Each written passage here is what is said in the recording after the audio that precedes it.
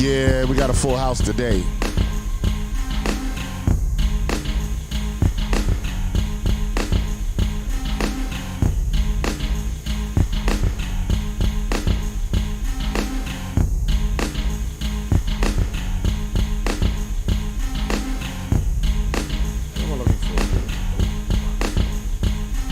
Yeah, we in the house. Got a full house today, baby. We got a lot to talk about. We're going to have some fun.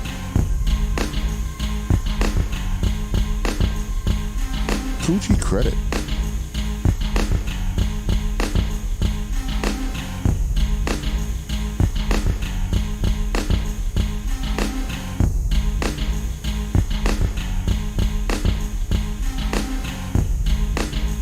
It's Friday the 13th, y'all.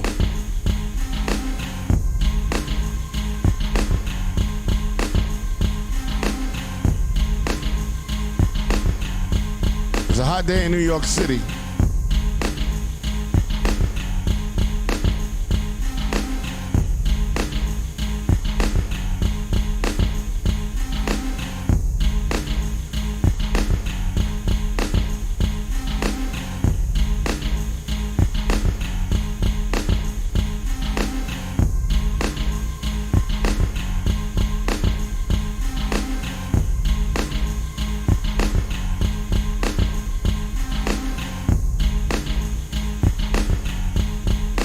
Real discussion with Rock Logic, Gary, Fax, Robin. We in the house. Big Jeff in the building.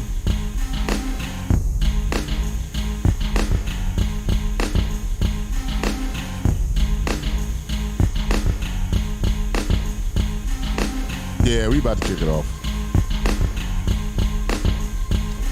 Few minutes late, but not bad. Mics are open.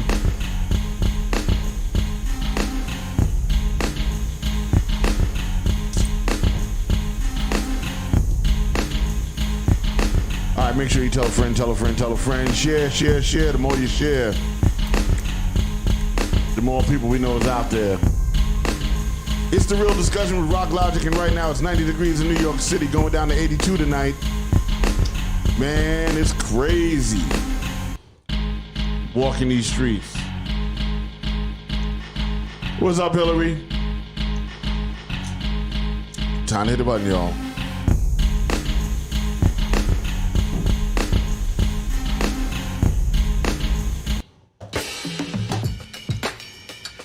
Once again, it's the real discussion with Rock Logic, Gary, Fax, Big Jeff, and Robin. We in the building. We got a lot to talk about today. We're going to have fun conversations. Friday the 13th. Why not?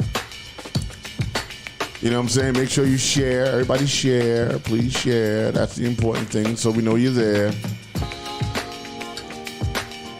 Once again, quick weather.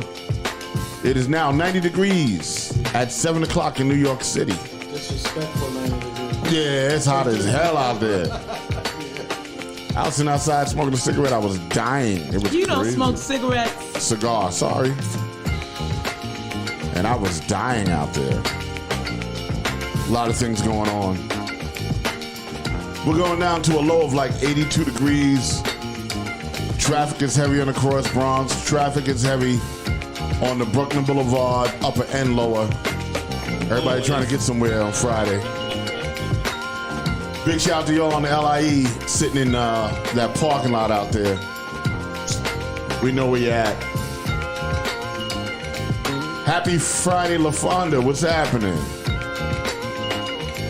Word up. And bang. Once again, welcome to the real discussion with Rock Logic. Gary, Fax, Big Jeff, and Robin's in the house. We're all here today, so that's what's dope. It's always a good show when everybody's here. I always like it when we have a full table, full response, you know, the ridiculousness. So you already know. You know it's gonna be, ridiculous tonight. So came with it today. Here we go. That's it. Set it off, son. Yeah, it's been kind of off, son. It's been a good week. We're working on the studio, restructuring it, and getting the cameras and stuff in and all that stuff. Haven't done I didn't do a lot this week. I mean, I did do a lot this week, but I did so much I can't remember what I did. Wow. Yeah. It was I was working on songs, and we were back in the schools. Big shout out to Research and Service which is Boys and Girls, part of Boys and Girls High School in Brooklyn. We just about finished that studio, and as soon as I get it done, I'm going to play a video for y'all and show you like what the room used to look like and then the transformation that we did to that room, you know what I'm saying, to really bring it to the kids. Awesome. We're writing a curriculum right now to teach the kids how to use the equipment that we installed, you know, in all the programs. Awesome. So we're getting that done. And, you know, big shout out to my man Big Mike and his boy Nick Lopez. They've been, you know, tirelessly programming the computers, you know what I'm saying, and building furniture and everything. So that's what's been going on. Robbie, what's happening with you? What's going on with you? You know, a lot of stuff happened this week. This week I actually bought the Ancestry.DNA. Yeah. Oh, wow, you did that. I did. I got the Ancestry DNA. I actually went on and did my family tree. Okay. I had a book that I've been holding on to since 1999. Okay. And it has pretty much all of my mom's side of the family. My oldest relative that I was able to track down was the year is 1799. Oh, damn. Yeah, I'm a foundational Black American. 1799. Yes. Jeez. Okay. Yes. Wow. Okay. All right. Where were they? Like in Virginia. in Virginia. Okay. Yeah. I learned that that particular relative fought in the Civil War. Okay. Okay. And then I had another relative that fought in World War One. One in World War Two. Okay. And I knew my uncles fought in Vietnam, so we're like a military family. Right. Your warrior family. Yeah, fighting family. Fight. Yeah. Okay. Wow. That's crazy. Yeah, so I gave my sample up. Now, how'd you do that? What did you have to do? So it comes in a box, and the box has like you know, it's sealed. It has like a little capsule in it. You spit in it, and then you open it. There's some solution that you mix it with. Right. And then you shake it. You put it in a little, you know, resealable bag. Okay. Put it in a box and mail it off. Yeah, just like that. Just like that. So, I mean, will it tell you like stuff like, you know, you're from Africa? Or, all right, that's dope. That's exactly right. That's it. Gary Fax, what's happening with you, homie? Gary's texting. You're never ready, but, you know, you're always on time. You're not there when we call. He's on time. Hold on, I think. Oh, wait, you know, 1 second. Oh, let me. No, go ahead, Gary. My week has been good. You know, just Hold on, ladies. Yeah, now Lays in the house. Hold on. Hey, Lays. Keep talking, Gary. I gotta get Lays to the board. Hold on. so okay. So yeah, I've had a cool week. Actually, well, it actually started out with Sunday. I was, you know, things.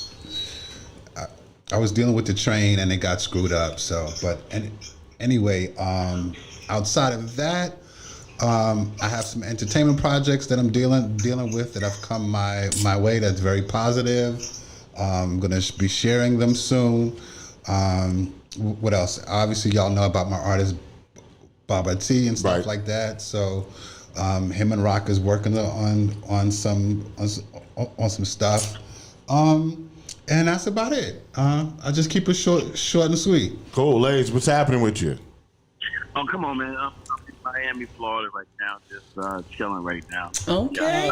Nice. He calls a bride. Yeah, man. Listen, first of all, I'm with the, first of all, peace to everybody in the room. Robin and I had a great discussion this week. We did. It was great to be on the show, Lays. It was really good to talk.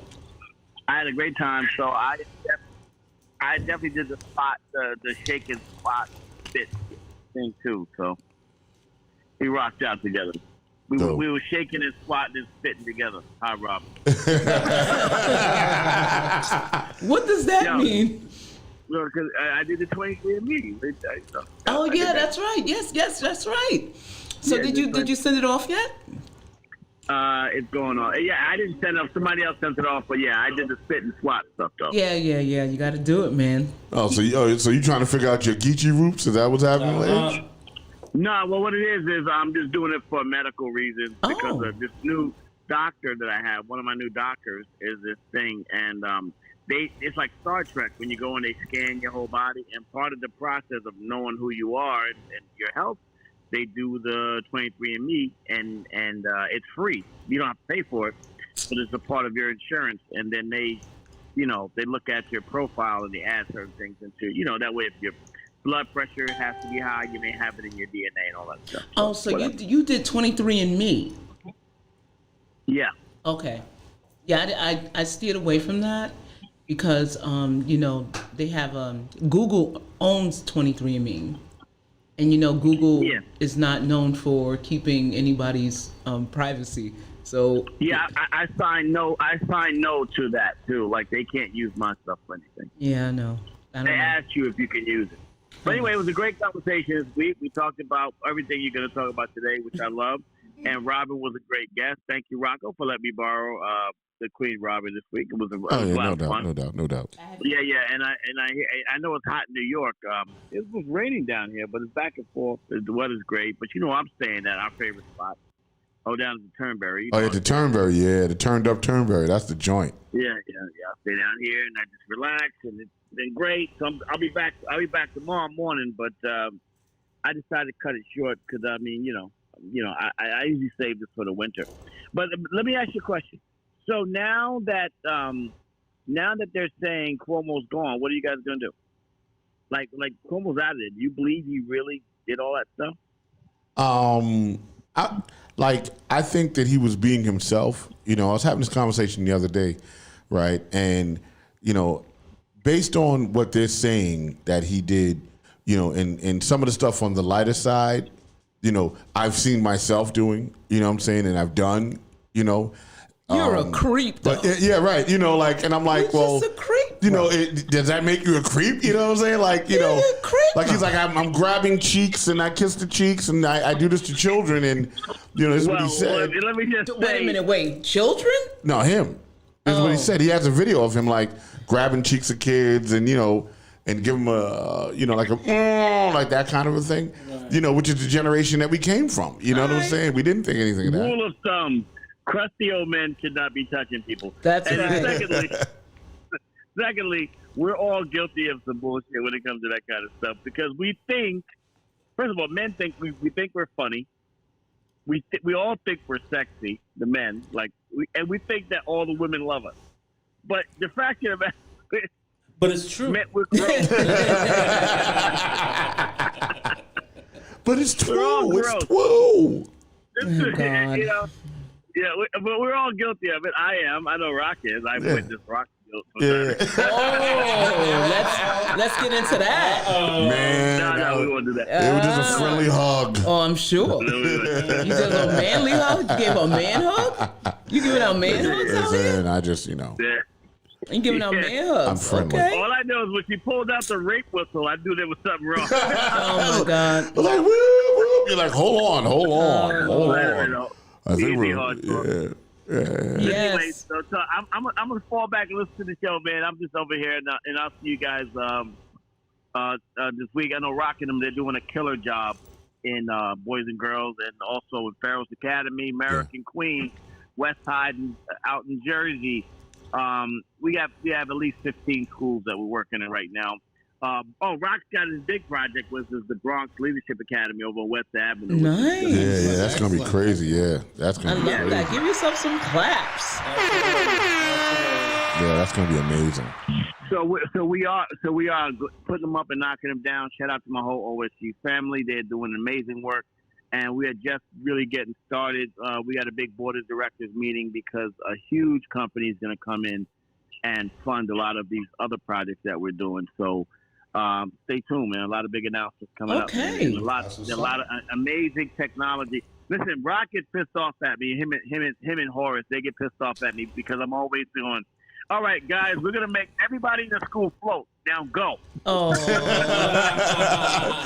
We need an anti-gravity machine, and you got to figure it out. Back to the Future. Yeah, you know what I'm saying. He comes with these wild ideas, and you just kind of go, okay, all right, let's just figure out how to do my it. God. It sounds familiar. I'm sure there's a way. I'm sure there's a way to do it. Oh my God. Rock made it snow at the Apollo, so I mean I can make anything happen. So I'm happy about that. So I figure he can get it done. Yeah. Okay. Word up. Yeah. All right, guys. So listen, enjoy your day, man. I'm out in Miami. I'm gonna take the last little bit of time to chill, and I'll be listening Okay. All right, man. Enjoy and see you tomorrow. Wow. All right. See ya. Word up, my man, Lazy Lays. There you go. Word up. Let me just check in on the chat room real quick. You know, I like to. Hey, Ellie, what's up? How you doing? She says, why is my video so bad today? Oh, she says, good evening. Oh, my man Horace. What's up, Hi, Horace? Horace. Horace knows that we're out there slaving. You know what I'm saying? We're working hard.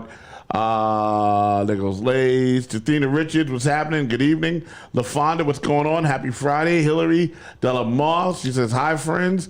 And she was in early. Hillary she was the first one in the chat room today. You know what I'm really? saying? So, I mean, how are we feeling about this Cuomo thing? Robin, from a woman's standpoint, how are we feeling? Is this a hit job? I mean, what's happening? It's clearly a hit job. I mean, he's been in office 3 terms. 3. Right. 3 terms. So, other than the horrible, situation with the nursing home, I don't know if it's a debacle. I still haven't seen any evidence again, on that yet. Right. But 12 years, and now as he's about to, rain the sunset down on his, his governorship. Yeah. I think this is basically someone's putting a kibosh on his run for presidency. Right. Okay. Yeah. I don't think that what we're seeing now is right now. I think they're looking ahead. Okay. And they're doing what they can because, at this point now, we don't know if they're going to press charges on him, criminal charges. Right. So if they press criminal charges against him, because they were talking about impeachment, right? But it's way too, they can't do it. They don't have enough time. Okay. So he was going out of office in November or next year? I think next year. Okay. Next year. Next year. Okay. I think next year. So if they can put an asterisk on his name, it will stop him from basically being president. Right. He'll have a tarnished name. So Okay. he won't be recognized as credible. Right. And I mean, a lot of these things, he'd been doing these things, and this is the last year, and they're slamming him. And, you got to understand, I personally feel like he did a great job with the COVID situation. I think he handled it well. He wet a lot of panties. Yes, he did. He wet a lot of panties. Donald Trump, number one, No, I'm saying, Oh, you mean like chicks? Yeah. Oh, yeah, Chicks yeah, was yeah. digging him. He could do no wrong. He was that alpha male. Yeah. We were all like, salivating over. And all of a sudden, why? Yeah, like if I was single and I was the governor, So he done ran through. He done ran through breasts and butts for 12 years, and now it's a problem. Yeah, now everybody's bugging. You know what I'm saying? I think somebody didn't get what they wanted. A lot of people didn't get what they wanted. Yeah, He was juggling like 5 and 6 chicks at a time. Yeah. You And then he was sending like pictures of other chicks to get the other chick jealous. Yeah, and all but it's that. still okay. So the bottom line, the foundation of it all is it's inappropriate behavior. Yes, 100%. It's inappropriate, and it is, that particular, behavior does not represent what a state governorship should be. Right. Okay. And I agree. What do you think, Jeff? Go ahead. So you say it's inappropriate behavior, or is it messy behavior? Because we all do it. No, in a corporate setting, and like I said, I work for the state. Right. So anytime sexual harassment is brought to the table, it's about how a person perceives the behavior. And perceive is the key word. Right. Now, if you have 2 consenting adults, that perception is basically gone because they're both they're exchanging. Absolutely. And I got to tell you, some women, I'm not going to say which kind of women, I'm not going to go by race or nothing, but some women, and I talked about this on Laser's show, some women, they have regret sex. And they do. And, they'll go into it with seemingly, good intentions, but when they wake up, they're like, did I really want that? Okay. Right. All right. And then after that, they go, I don't think it was consensual because I didn't like it. You see what I mean? You mean bad sex could lead to regret sex? Is that what No, you're saying? regret sex can lead to rape charges. Got you. So bad sex, regret sex, rape charge. Yeah, depending on how she's feeling. Right. So basically, this is a thing for men to let you know, put it down every time. Put it down. Don't fool every around, time. man. Don't play with it. Break it. and let it sit. There you go.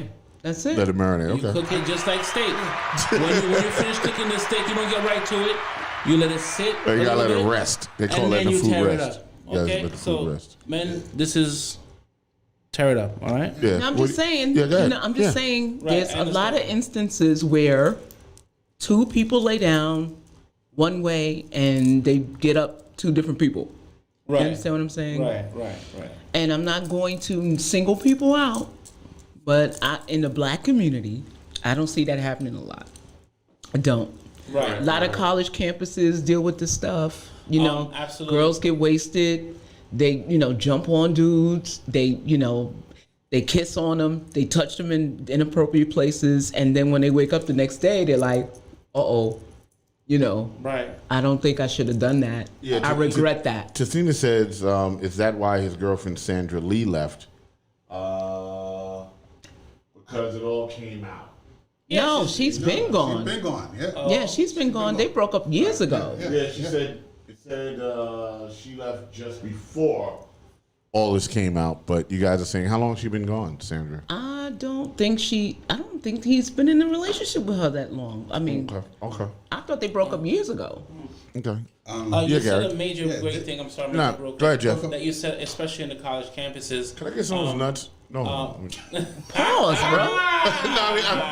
I mean, can I have the You want walnuts or you want macadamia nuts? Do you want the smaller, rounder the nuts? walnuts would be Which fine, nuts but- do you want, man? You're lucky she didn't offer to put it in your mouth. Right? I knew there was no way around There's it. no way around it. There's no way around it. You should have just pointed to it. Just let me give you these nuts. Right. so you said something very profound, Robin. As far as the college campuses, my fraternity actually suffered from something like that as well. Where a young man, we do mixers, and in the mixers is where one frat or one sorority comes together, and then we mix. Right. And there's also unwritten rules that goes on in those mixers and so on. Of course. So a young man from our fraternity, got nice with another young girl. Okay. However, on the outside looking in, it seems that he wasn't the desired male to get. You know, I guess if it's a group of males, there's always, you know, the one that's most desired and then the least. You know, the He was on the lower side of the spectrum. right. Okay. Yeah. Right. So I guess, you know, she got the lower end of the stick. You know, everybody's, you know, feeling nice, everybody's hooked up, and then you got, you know, the one that Right. the one that nobody wants to pick me on the team. You know what I'm saying? Right. So, but it went down. Okay. So I guess, you know, she was pleased. However, it was bad for her image. Right. So the other sisters were, oh, you hooked up with that? Oh. You know what I'm saying? Peer So- pressure. Right. So now, you know, your personal pleasure turns into a grand embarrassment, and now you want to save face and say, you know, switch the words, and it became an allegation. You know what I'm Got you. saying? And unfortunately, that brother had to be removed from. The school, because the school is not going to associate themselves with ratchetness. Right. And they won't throw her out. They'll throw him out. Right. And then, well, they were from two different schools. Yeah. So what happened? Our fraternity had to terminate our relationship with this young man. You know what I'm saying? Oh, man. Even after the cops, you know, said that there was inconsistencies in our report. That's Right. unfortunate. That's unfortunate. Yeah. So those things happen a lot. You know what I'm saying? Yeah. But they say, hey, a white girl's tears will send a black man to jail. Or Right. hung or killed. Yeah. I mean, I really think in that situation, you know, that if someone were to file a false report, Right. that personally, I think that person should go to jail. You know what I'm saying? agree. Absolutely. That's a different type of rape, really. I You know what I'm agree. saying? It's a Because mental now rape. it's a mental rape, and this poor kid who worked his way, you know, to get into college and you know and be a college graduate is now tarnished. Right. You know, because of a false allegation. Mm-hmm. And the crazy thing is, with the allegation, it doesn't even matter if the allegation's not true. Once they just say it about you, then it is what it is. You're Right. marked. Stained forever. Yeah, you're stained forever for that, and that's really unfortunate. You know, and I really think that you know if you make a false report, jail. Yeah. You know what I'm saying? Right. And that would cut down on that type of activity. You know, a real report's a real report. But when you're trying to save face, or you know, you maybe you know you don't like the guy who was undesirable or whatever's happening. Like, come on, man, like stop. Like, you just ruined his life. That's what I'm trying to say. Well, I so mean, then your life should be ruined. So if this turns out to be something that they can't prove, what do you think should happen to Cuomo's accusers? Jail time. Straight up. I mean, straight up. like, look. Because that's the only way you stop that. If you made a law against that, then that would stop that. It wouldn't deter the people that it really happened to, because I know there's that argument, oh, then, you know, people that it really happened to, they're not going to want to, you know, do it. No. Because if you really did it, they know that you really did it, if it really happened. So, but it would deter the gray area. Yes. It would deter that, and that's what's really important in this situation, because there are a lot of young men that their lives were ruined. That is true. You know, in that gray area, just because the allegation was made. Yeah, absolutely. Go ahead, Yeah, this, like, look, I mean, this stuff with Cuomo is definitely a political hit job. Yeah. Here it is, almost 12 years as being governor, and going through COVID, he led the country. Yeah. Practically. Everybody talked about, you know, him running for president. Yeah. So the timing of it, to me, like, why right now? Yeah. You know, so, and just as you were saying, Robin, it seems like they want to put this asterisk next to his name. Yeah. And looking down the road, it messes him up. Yeah. For not being able to run for Well, somebody wrote a long post. Yeah, can you read that on the phone? Okay, Well, anybody out there have, like, do they believe that Cuomo's guilty, or, you know, they believe he's a creep? You know, leave a comment. I have a couple of friends that actually have dealt. Big shout out to Heather Happ in the building. What's up, Hev? Hey. Down in Florida. I have three friends that actually had some serious sex charges that happened. Really? Like, women that they dealt with that, and they're looking at this stuff with Cuomo, and they're even saying that, you know, this is not even true. Wow. Right. I mean, what we got in the chat room, what Hillary said, she says some women push themselves in to help their careers, and when they don't get what they want, they cry foul. Absolutely. Unwanted actions or gestures is inappropriate, but sometimes smells here. Yeah. You don't like the advances, report it, but you don't wait until you ruin someone's life. When it So let's get real here, because we got women who don't believe women. You know Right. You know what I'm saying? You know why? Because we as women know someone like that. Right. So, you know, when they say believe all women, you know, we are like, you know. You can tell when somebody's lying. Right. Because we as women know, we have one or two ratchet friends. One or two ratchet ass friends that's gonna, you know, pull some crap. I ain't gonna Either lie. it's emotional It's a hell of an blackmail, experience, or man. A lot of fun. if they get rejected by a guy, they kind of go Yeah, nuts. You know what Right. I'm saying? So when we look at stories like this, how strategically timed it was, you have to say, you know, reminds me of that ratchet bitch Tammy. You know, I'm just saying. saying. Like, look, one of my friends who went through a very brutal rape, and she even looked at this. She was like she looked at these women as being real foul. Like, they didn't, like, if it was that serious, they should have came out a long time ago, Right, and said something about it. But now the timing of it, like, it doesn't make any sense. So it's clearly a political hit job, and you said something very interesting about there's some women that I guess during the situation they'll go to bed, yeah, right? They'll go to bed and they're fine, like both adults are consenting. yeah. But then the following morning, oh, I shouldn't have did that.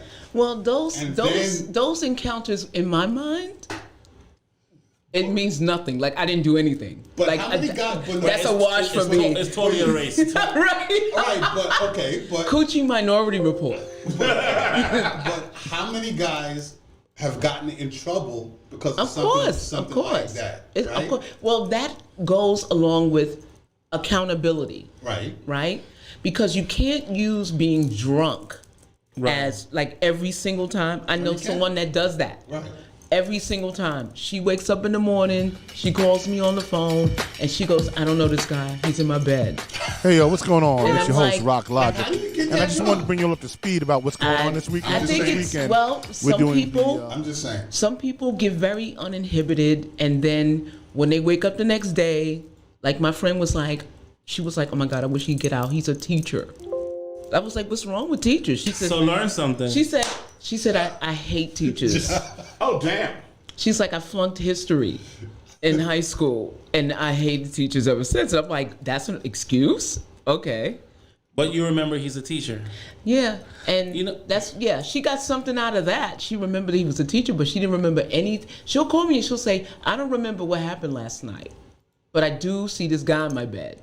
And I'm like, I don't know what to tell you. You know, I speak to a lot of women, and I hear that. It's a hell of an experience, experience, man. Had a Like, lot when of you're fun. drunk, you know exactly. Took me what's 5 going minutes to you get do. used to on. it. Well, 5 more either minutes that to or get, it's an excuse jump my to not first be wave. accountable. Right, Five right. more. See, 5 more minutes to that's the line. That's the gray area. And that's where I feel men should Right, definitely trying to be say, more we like some responsible storms to more about their heads, boys, so.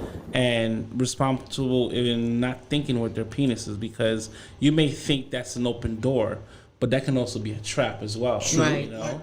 I know, and Rock and Lays understands this too. I've seen it happen in the music industry. I'm sure you Right. did, Gary. I've had a situation happen with me, so I know. Talk about it, Gary. Someone try to touch you, Gary? Someone. He touched me. He offered me a record deal and he Someone touched trying to me. give you a record deal, Gary? Was it Bad Boy? Gary got fingered. Yeah, was it? Was it Bad Boy? Oh, Did someone approach you at Bad Boy? Yo, I hear a lot of bad boy things. Y'all, I ain't gonna lie. have It's a hell of an experience, man. Had a lot of fun. Took me 5 minutes to get used to it. 5 more minutes to get to jump my first wave. And 5 more. Okay. Right? And I met her through an artist that I was dealing with there. So Maria from, what do you call it, from IAS, she says, oh, no, Gary. Yeah. We want to know. Gary got touched. Maria Sorrella. So basically, this chick started coming up to the office, hanging out, all of that stuff, right? All right. Getting all cool and nice and touchy and feely, and I'm like, I'm not even paying it any mind. So Right. one day, my back is turned, right, and I'm picking up some paperwork off of my desk. Yeah, talking to the mic. I pick up the paperwork and turn it around, and her face is right there. Uh-huh. So she starts kissing me, Oh. right? Oh, that's harassment. So I'm like, whoa, like, you know, it catches me off guard. So to make a long story short, when I guess she didn't get what she wanted, you know, 'cause She I put it guess down on you. Her brother was a rapper or something like that. Oh, and she I guess done told him. I couldn't speed stuff up or what have you. So anyway, she tried to say that I raped her. Wow. She tried to say so, and you So know, she tried to get the goons after you? didn't try to. Well, first of all, the goons coming after me wasn't happening. I got people. All right, so Okay. Oh, Cool. well, set it straight, Gary. You know who that is across the table? Gary Look, got people. That's, what was his name?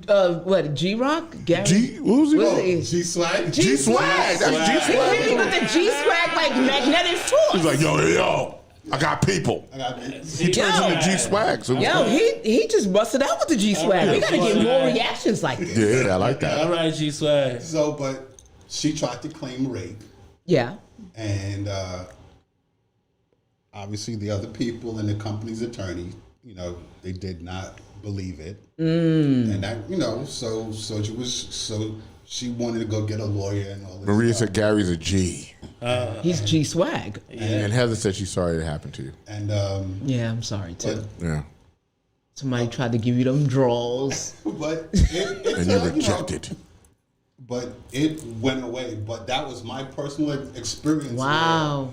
I mean, I had to go bad. You know what I'm saying? It had to go bad for me. It was. I was on the receiving end, by the way. All right, talk about it. I just want to let you know. You know what I'm saying? I'm here. I am. I'm a So CPR. yeah, let's talk about it. No. Who here has been accused of rape? This is No, therapy. no. I'm here. I am. I No, want to know who's been falsely accused. First of all, I wasn't accused of rape. It just felt sort of funny what was going on. Oh, so you were assaulted? I think I was assaulted. Now that I think about it, He was a victim. you know, I was a victim. I was a victim. Let's talk about this. Okay. Yes, Robin. So what happened was I have my glasses on today. I was doing a CPR class, right? judgment, and I sat down, no judgment, and I sat down to do the paperwork, right? So my man George, you know, my friend George is an equal opportunistic employer. He hires everybody. You know what I'm saying? He don't care if you're black, white, or whatever. And by the way, he's a racist, which is really funny. But he hires everybody. He's the Archie Bunker of 5,000% of CPR. Okay.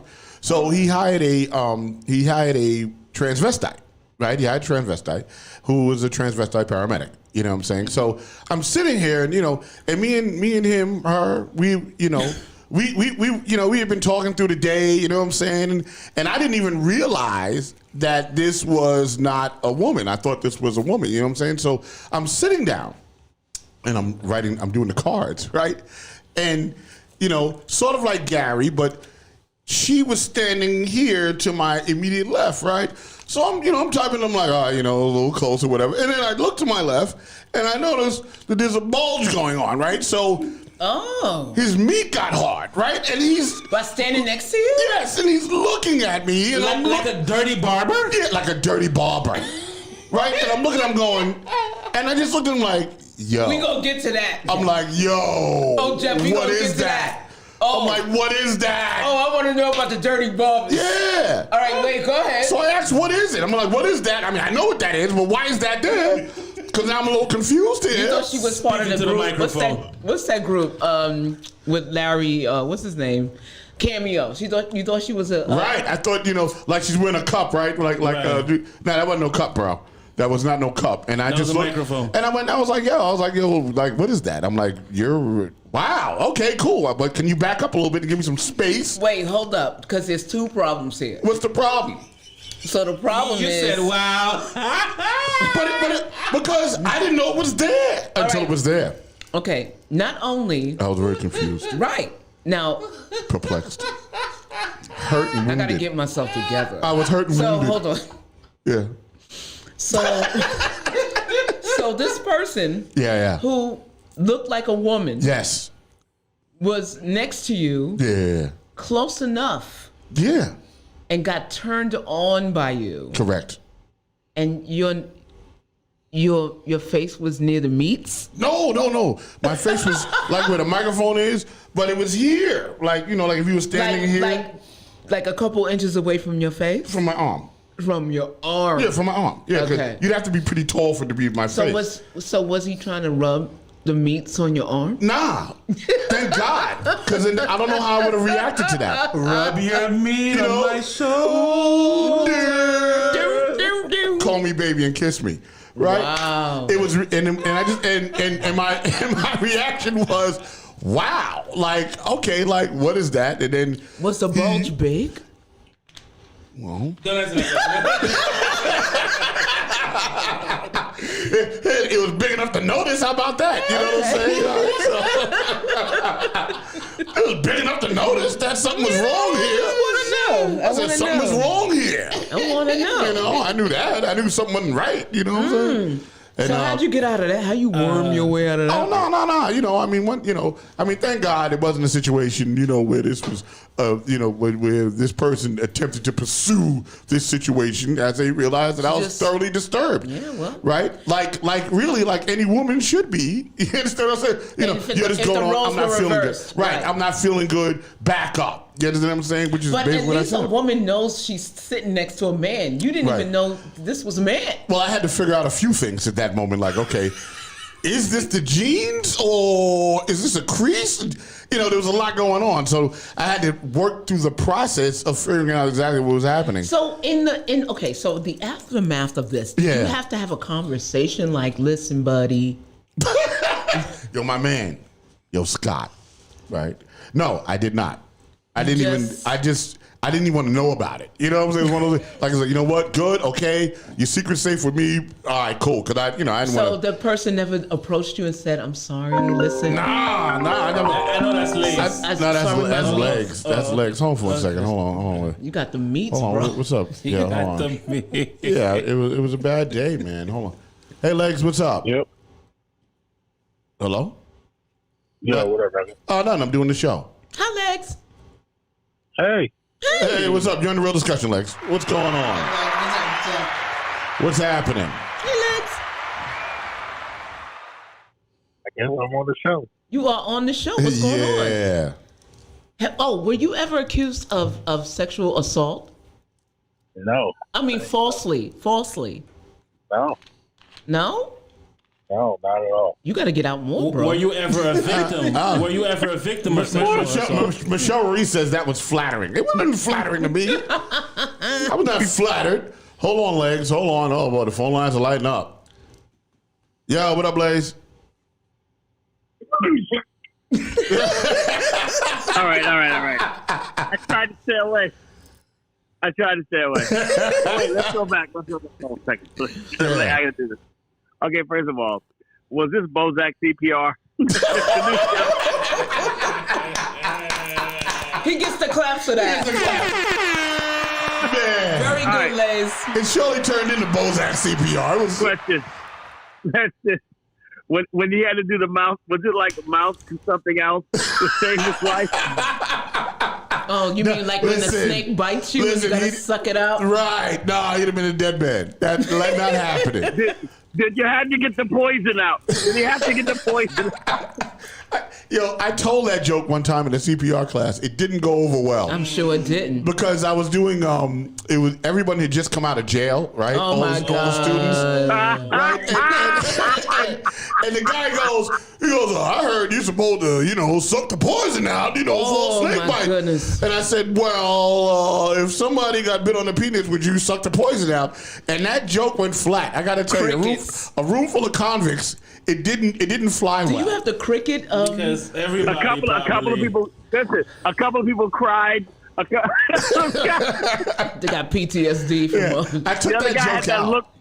The other guy had a faraway look in his eye. Oh my God! The 1,000-eye stare, the 1,000-yard stare. I remember when. Yeah. Oh my God! He's like, I'm hoping for a snake bite. Theo. Oh my God! Terrible. It went so badly, and it was instinct, I just said it. Like, it wasn't even a plan. I was like, oh my God. If somebody got bit on the penis, would you suck the poison out? Crickets. And the dude was like, whoa. Crickets. I think I was about to get shanked. Mm-hmm. Yeah, but the question is, would you suck the poison out? That's the question. Dead man. You're dead. Dead man. Why is your penis out? Dead man walking. Why'd your penis out? I've been bit. Yeah, well, bro. Now it's a vagina. Here's the deal. You're taking a piss in the woods, and you get bit by a copperhead snake. Question. First of all, and I mean this with utmost respect, if I'm in the woods, and I don't want to hike with you guys in the woods, right. But Robin, I'd hike with you in the woods, and I would feel comfortable. If Thank I had you. to go use the bathroom, because I know you wouldn't let me die. Are you anticipating a bite? I see this as a setup. If Robin and I in the woods, I'm looking for a bite. Yeah, I can see. Hi, Robin. Hi, Lays. Lays, why do you have your penis out near the snake It's a hole? mosquito bite. Did you conference in Legs? Oh, man. I went in the button for him. But I think he wasn't prepared. He was calling to talk about something. God. But I'd be, hey, my friend, gets a bite on his penis. I'm planning the funeral. I'm like, listen, bro, you ain't gonna make it. You're just not gonna make it. It's been a good run. It's been a good run. Like, what you want me to tell your mama? If you and I in the woods, you get bit on your penis, I'm singing right there. I'm going, why do I'm singing the song right there. It's so hard to say goodbye to yesterday. I'll pour whatever liquor we got left out. It's crazy. Here you go. Have a drink, buddy. Oh my God.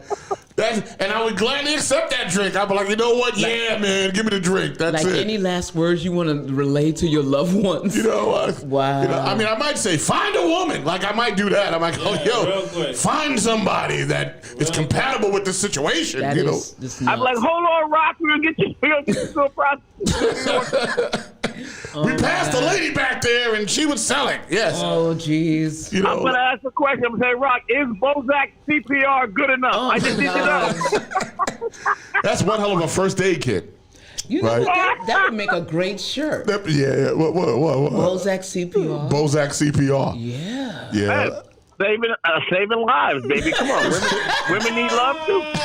Yeah, doing because my thing. you know what? You can sell it to the ladies of the evening. You know. Right. Now that Bozak it's legal. CPR. Now that it's legal. And it is legal, right? Mm-hmm. Prostitution You in could be New a York City. gigolo. You could be a gigolo. You can have a team. Bozak CPR. Yeah, Right. a team. That could be saving lives. That could be the house. Like if you have like a you know a house of ill repute, you know what I'm saying? Bozak CPR. You can actually train the hoes to do CPR. In Bozak CPR. And call it You can put the hose on an ambulance. The House of Bozak. There you go. The house of Bozak. I love it. Right, Bozak CPR. How do we go so left? Bozaculence. Because of you. Oh, That's why. Oh, listen, it happened to me. I was telling my story. No one did this on Gary's story, That's true. right? Let's get back to Gary. I was affected. We were just tuning up we were jazzing up Gary's story a little bit. That's Gary almost did Fed time. That's it. Yeah. Nah, but that was good. I mean, maybe I should have complained to HR about it. You know what I'm saying? But Right. I was like, your secret's safe for me, brah. So, and I See, should and this is why they get away with it. This is why they get away with I should doing have stuff like suspected this. something because Yeah. he had a little 5 o'clock shadow, but I thought it was one of those, My you remember God. when Aunt Bunny had the beard? Like, I thought that maybe it was Aunt Bunny And situation. I don't believe Yeah, you. but how do you feel about that? How do you feel about that? Like, I think if you are a transsexual, you should say it. I mean, at the end of the day, it's only fair that you say Right. that. Listen, by the way, this might be a nice dress I'm wearing, but there's a Bozak under there. Right, that's all. And let me tell That's you it. something. That's cool. I'm 50-50 with that. I think the world is not 100% fully acceptable of anything that's changed. It's just like saying, hey, if you're gay, come out of it and saying you're gay. Right. You know what I'm saying? Well- I think a lot of people, that the masculinity is already feeling like it's being attacked. It is being attacked. know, That's not even a debate. Right, and then so to have that already in a person who generally is maybe attracted to somebody, and you may be on the down low, and that's revealed right then and there. Emotionally, I don't think people are ready for that. But I'm 50-50 with it. There is this level of responsibility if you are a transgender. Right. If you are, interested in somebody and you want to pursue something, it is your responsibility to reveal, what you are. But just coming out there willy-nilly, you know what I'm saying? Just, No, I don't think that. I don't think it needs to be willy-nilly, but I do think that if you're in a situation where the person is feeling you, and you might even be feeling the person, right? Let's just say this is a woman, looks like a woman, but it's not a woman. And you're feeling that, and then you're starting to pursue that situation, then it is the obligation of that person to say, hey, hold on, man. I'm a man too. You know what I'm saying? Like, hey, man, Disclose. You right? gotta disclose. Because- No, hold on. Yeah. I want to clarify what I mean here. Okay. Let me clarify this. Okay. Let me clarify this. Now, if you walk around as a man with your penis chopped off, right? You don't have to walk around revealing that. Okay? Well, I mean, you know won't what I'm get saying? hard Yeah. to another man But for that. listen. You don't have to reveal that, right? Right. But if you are getting into a relationship and all of a sudden you get with somebody and you guys start to talk about the potential of getting into a relationship, I think you got to reveal that, because if That's you true. go home and you don't got the wang going on, whatever the case may be, then that would be a surprise for her, and it wouldn't be fair to her as a woman. Same thing if it's a woman and she has a mastectomy and you can't tell because she may have on, prosthetics or something like that. Right. She should be like, listen, let me just let you know that I had a situation, and I think it's important that if you get intimate with people, you should let them know what you're about before you move to that next step, so you don't have to go backwards. Right. What if it's one of those friends that's Robin is talking about that's, drunk and, you having a one-night stand? Maybe it's you guys are too hot, too heavy to get into all of that. Maybe you see him and he see you and he think you a she and you a he and y'all get we and then we. Right. Ooh, You know what I'm saying? Ooh, we. Ooh, la, la. Well, okay, here's two things. And then in the morning, both of you sound like good morning. Good morning. Right. Well, first of all, I'm a firm believer that if you're a man and you get with a transsexual person, and you guys get together and you go through the act of getting it together, I don't think anybody's fooling anybody. I don't care how drunk you are. At that point, I've been shit ass drunk. I'm gonna know. Right. Right, yeah, we gonna know about that. You may be in a situation, male ego may be like, listen, hey, damn, I'm already here. I ain't no punk. Yeah, there's a lot of situations. That's not gonna be. I ain't got that much ego. Wait. There's a lot of men. There's a lot of men who get caught out there by meeting a woman at the club. Okay. He's drinking, and this person, whether it's a female, he, she, let's Right. put it like that, and they go, I want to give you some head. And the guy goes, ooh, yeah, that sounds like a great idea. Right. And then they're not going to refuse. Right. Who's out there just willy-nilly giving head? Right. They're going to take the first. Even when the beard is scratching against your balls. No, they're very good. No, they're very good. They're very good at this now. Good. Oh, I go to plenty of what do you call it, transvestite balls, shows. Right. And these guys look good. I'm like, wow. I mean, I can understand that. You know what I'm saying?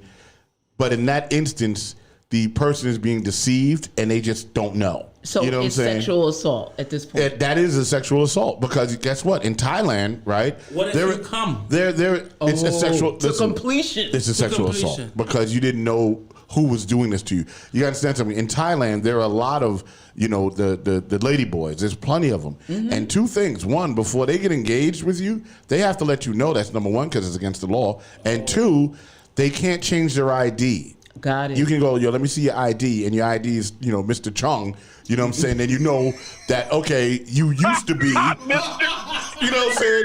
You used to be a guy. You know what I'm saying? Like, you can't deceive people, even in the club. Quality assurance box. Yes, they're in the club, right? Because they're all in the club. You got to understand something. They're very well into society, right? It's the maid that comes in your room. It's the person behind reception. The stewardess on the plane. They're in society. They're just there, right? So, but in the club, they have like their own like section where they are in the club because they're in a heterosexual club with foreigners, right? That aren't aware of the culture. I got a way to tell. And listen to me. I am an expert. I am a man. I'm a man's man, and I am experienced in the ways of the women. Okay. Talk about it, ladies. A fellow womanologist. Yeah. There's something about a woman's hip that you can touch a woman's hip and you can tell whether or not she's a man or a woman because men have a different hip set. So how many men hips have you touched to figure out that that's not zero, and all women. I mean, if you could tell, you had to have made a comparison. And let me say this, and that's all I have to say about that. Okay. Oh shit! That's all I have to say about that. You know what I'm saying? He's a hip toucher, ladies and gentlemen. No, but women have a certain thing. Maybe it's a tune, but women have a certain thing that tells you that they're a woman. And let me tell you something. You could be a guy that you get close, but you're not beating God up. God got this thing covered. Right. Something about a woman that's a woman. Okay. Right. These surgeons out here is good. Yeah, they're good. I don't like women with surgery, to be honest with you. I'm against that. No, I'm talking about these boys that turn into women. Well, you can't distinguish them because they're all seeing the same doctors. All of them is good. Yeah. They're all seeing the same doctors. Sculptors out there. No, they're like that in Thailand. Like they look, you wouldn't even know. You know what I'm saying? Except for there was this one Australian guy. Apparently she hadn't disclosed this information, and we just finished doing the show. We were performing. I'm sitting outside. It's about 5, 6 in the morning. I'm smoking a hookah, and this Australian guy is streaking naked down the street, running, screaming, "I slept with a man!" He found out in the morning. Apparently, sure. Yeah. On another note, if you happen to make if it's not a mistake, but if it was a mistake, because I'm not saying that sleep with a man is a mistake if that's what your thing is. But if it was a mistake, the worst thing you want to do is run down screaming, "I slept with a man." Naked. Naked. He was naked. You might want to keep it to yourself. It's between you like, and the Lord. Well, just to tell you a story, because sometimes white guys they get out of control. And why do white guys take their clothes off? I thought you had another story. You had a story about you being No, but I'm victimized. gonna tell you why. Here, I'm gonna get right to it. Yeah. Rock scared a white guy so much that he was out of control and he was naked. He took his clothes off and was streaking through a hotel. Yeah, we was in Denmark or someplace, and the dude got so stressed out, right? Me and ladies were sitting in the hotel and we drinking, and here goes this dude streaking naked across the hotel room, back across the lobby, screaming because he was so freaked out about what had happened, and it was, What happened? I don't want to talk about it. But It was rough. it was rough. We had to deal with him. Money was a factor. That's all I'm saying. Yeah, he made a deal. He had to use his mother's credit card. to pay for a tour. Like, how do you do that? Like, how you have people out on tour and you don't got no money? You know? I see. It was like, yo, bro, you better get some money from somewhere. I'm going to call my mother. Well, call her. So he was a scam. He was a scammer. Yeah, he was scamming. Oh, so Listen, he might not have been a scam. He might have had a good intention, but he ran into the wrong people. Yeah, They yeah, would yeah. just say You gotta that. do it. Yeah, we wasn't about that. You gotta run up in their house. So it was a good thing, he used you're kidnapping mamas. he used his mama's credit card. Listen, that puts a refrigerator against the door. That's kind of how it started. Wow. Started with a Rock did refrigerator. that. Yeah, started with a refrigerator. That's- But Rock has done a lot of things. You don't even understand the level of gangster that is Rock. That he tries to hide from you guys. No, he's selective with his gangster. Yeah, man, I'm easy. Yeah. Rock He gangster is compartmentalizes his gangster. That's good. Yeah. That's good. It's very pinpoint. Rock internet. Rock's got crazy. When his eyes pop out, when he does when he goes into his inner Rodney Dangerfield, that's when it goes crazy. Oh, I see. Shit just went left. Okay. Oh, wow, his eyes popped out way out of You his turn head. into Large Marge with the eyeballs? man. Yeah, he goes into Large March. Large Marge. Yo, like in Total Recall when Arnold Schwarzenegger's eyes pop out. Right. Yeah. Wow. One day Rock ran up on me one day and something happened. And somebody must have hit Rock. And Rock went crazy. Rock ran to me and said, "But he hit me." I was like, "Oh." Yeah, Rock. Yeah. You don't even listen. I'm not gonna take your show. I'm telling Rock story. Yeah, We'll be here all- we got we'll be here G next Swag week. coming out. Man, come on, We man. got Rock, the crazy Rock out Listen, here. sometimes you have to do it. Yeah, There's a man. time where I directed a show for a fashion artist. Uh-huh. And he didn't pay us. He owed me $1,600. Ooh. He paid everybody. He paid security. Security was like everybody's 6'10", 300 pounds. Oh, they like eating in front of you, like, Right. yum, look at this steak. Right. And you like, so I'm like, okay, I didn't get paid. So I'm like, all right. So my I God. gave him 24 hours. The next day, I found out he lived in the Bronx. And then me and a friend went to the Bronx, and went to his apartment. Found out he didn't have this apartment by himself. He was just renting a room. he was homeless? He was just renting a Basically. room. Yeah. So we went there, and I took every sneaker he got. I took all the watches. He had laptops. I emptied the whole room Yeah. and put everything in my car. That's I right. said, listen, I got all your shit. So you pay me, and you get everything back. Right. Yeah. Well, shout out to my man Skadoosh. There's always a way for people not to get paid. That's Yeah. like, That's the truth. So he ended up just giving me $1,000. Wow. And I walked away with everything else. That's what's up. That was it. that's So dope. Wow. He was homeless because he had no shoes, no nothing. Well, I mean, he was homeless anyway. Yeah, So it's this just, is- I gotta play this thing because our boy Rocky is out of town. And, Oh, Rocky. He sent a video actually. Let's Let me just see see. it. I think the video's gonna play sideways, but Oh my God, really? yeah, I couldn't edit it in time for the show, so I just downloaded it. But So people gonna they have to turn their heads. yeah, to just look turn at it? sideways and Oh look my at God. it. Just lay down, everybody. Just lay Let's down. just see how Live. this works. Okay. Here's a hell of an experience, man. Had a lot of fun. Oh wait, there's no sound. Took me Oh, we 5 gotta go minutes to back. get used Hold to on, it. wait. It isn't 5 fair. more He's actually minutes to saying get- something. Yeah, I can see his mouth moving. Yeah, his mouth is moving, but he isn't saying anything. Hold on, let me find the Rocky thing. Let's get Oh Rocky. my up. God! Why do you do that to Rocky? He's probably watching right now. Right, it's like, yo, he's playing. Where's my part? Oh, I got you, Rock. I got you.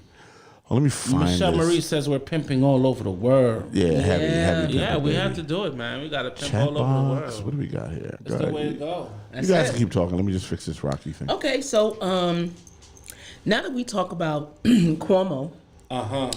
and sexual allegations, I find it really ironic that the Child Victims Act is expiring tomorrow, which he signed in 2019.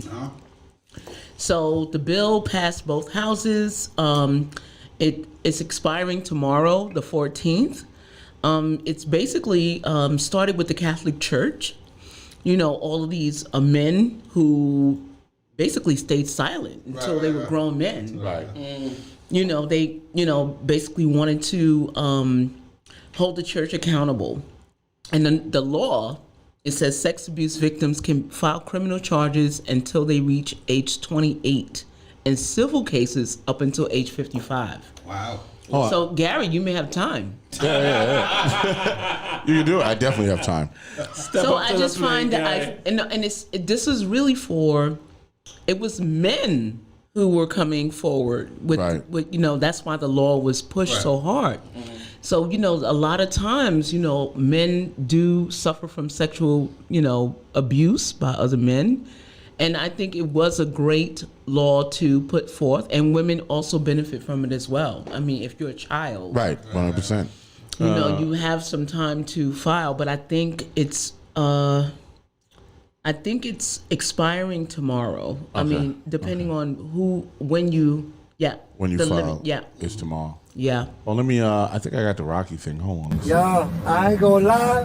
This is a hell of an experience, man. Had a lot of fun. Took me 5 minutes to get used to it.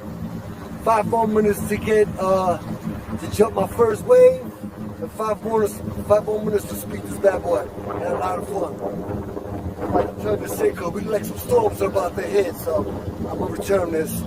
Yo, I'll see y'all next Friday in the real discussion with Rock Logic, Gary Fax, Robin, Jeff, and yours truly. Peace out, y'all. Sending us personal messages. We love you. Yeah, Rocky. We haven't seen Rocky in about 2 weeks. I know. He's down in Puerto Rico living it up. He's on the beach. He's having a great time. How are you holding up? He's like your house husband. Yeah. I'm good. I mean, I'm self-sufficient. I can cook and everything and clean. So, that's been cool. And the house has been quiet. That's been sort of the deal. And I'm, just working on music and stuff. That was his first time he ever got on a jet ski. That's what's up. Nice. Yeah, so he called me really excited, like, yo, I was on a jet ski, I was going 75 miles an hour. I was like, maybe not. He's living his best life. Yeah, and then he jumped a wave and found out that he can get airborne, and I guess he continued to do that. Yes. So it was, first time on a jet ski, 55. That's it. You know what I'm saying? So he's living his life. He's having a good time. He's down there with his parents. Okay. Big shout out to his mom. His mom's like my mom. Hey, Mom. You know what I'm saying? Never too late. Who's that? My brother's in the house. Barry Smith. That's my brother, Barry. DJ Storm. What's up, Barry? All right, You know what before I'm we segue, Yeah, go ahead. I want to, just update because I know you do, you do the weather Yes. when we start off with the show. Right. But I want to do something really quickly. Yeah. And don't hate me, but my crypto is rocking this week. Oh, is it? Oh, you Is killing? it? You killing? It's moving up, bro. Talk Let me about tell it. you. What- All right, what do you- so what do you in? Oh, pass for some more walnuts. I need. you need more Yeah. these nuts. These nuts. You need some more of these nuts. I got berries too. You want cranberry and stuff? Come on, man. Lena Reyes says, good evening, my people. Yeah. Don't eat all my nuts. You better take a handful of The these heat is nuts. on hell, definitely. It's very hot out here, disrespectfully hot. Oh, it's We disrespectful. could trust New York weather to be disrespectful, whether it's hot or cold. I'm We gonna only have call spring this weather the locks. It's Right. just and- disrespectful. It is disrespectful. All right, so hold on. Let me just give you a rundown. Let's talk. So Bitcoin this week is up. The market cap is like crazy. The price is $47,663, back up to the 59 40s. cents a share. Okay. Ethereum is definitely hitting it because they did that EITC, the Oracle. Oh, no, I'm sorry. It's the EITC 1559, which Oracle is backing. It's really, I'll get into that later. Okay. But now we're talking about, now it's up to $3,314 a share. And then let's see, let me work on Cardano, which, personally I love. So Cardano is up, it's up to $2 a share. Yeah, so I mean, whoever started on with Cardano is killing it right now. Yeah. Okay. XRP is what a lot of people love. I don't know why, but the market cap for XRP is, I believe, it's $50 billion at this point. Okay. And it's at $1.08 a share. Wow. Yeah. Wow. It's really Dogecoin is at 28 cents a share, almost 29 cents. Okay. So whoever is hitting it, Polka Dot is at $22.56. So how have your gains been? Actually, I gotta say, almost doubled this week. I was down Right. right before the interest rate when the Treasury put out that report in Like March or something like that? no, it was this is August. I think it was June. Like Okay. May, June. It was like, oh my God. Like I'm gonna be eating celery for the rest of my life. Right. That's what you thought. Yeah. My stomach was growling, bro. It bounced back. Big time. I love it. I was like, yeah. We always want to know what she's doing.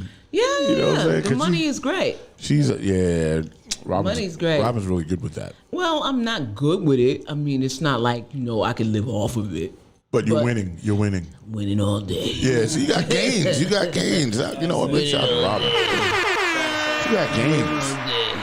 She ain't play no games. She got games. That's right, games. That's what I'm talking about. I'm gonna play this Who's video my real crypto quick. people out there? Where's my Yeah. crypto people? Yeah, all y'all in Come on. crypto, let us know in the chat room. I if got you're some in Yeah. crypto. Litecoin, some What you got? Ethereum. What you got? I got Ethereum. I got XRP when it was 36 cents. Ooh, you doing Yeah, it, Jeff. so I got some XRP. Yes. I moved some of my Bitcoin when it dropped down to like the 30s. No, you gotta hold that. I know, but I moved it over to Ethereum. Oh, that's good. Yeah, That's good so I moved money. it over to Ethereum and Ethereum Classic Yeah. too.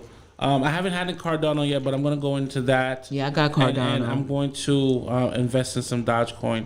But I'm really more into stocks. I have more stocks. I'm into NEO, which is a EV. Okay. From China. Electric, okay. Yeah, so I'm there. I have some ETFs on the EV players. ETFs are great. As well. I'm also with ChargePoint in United States.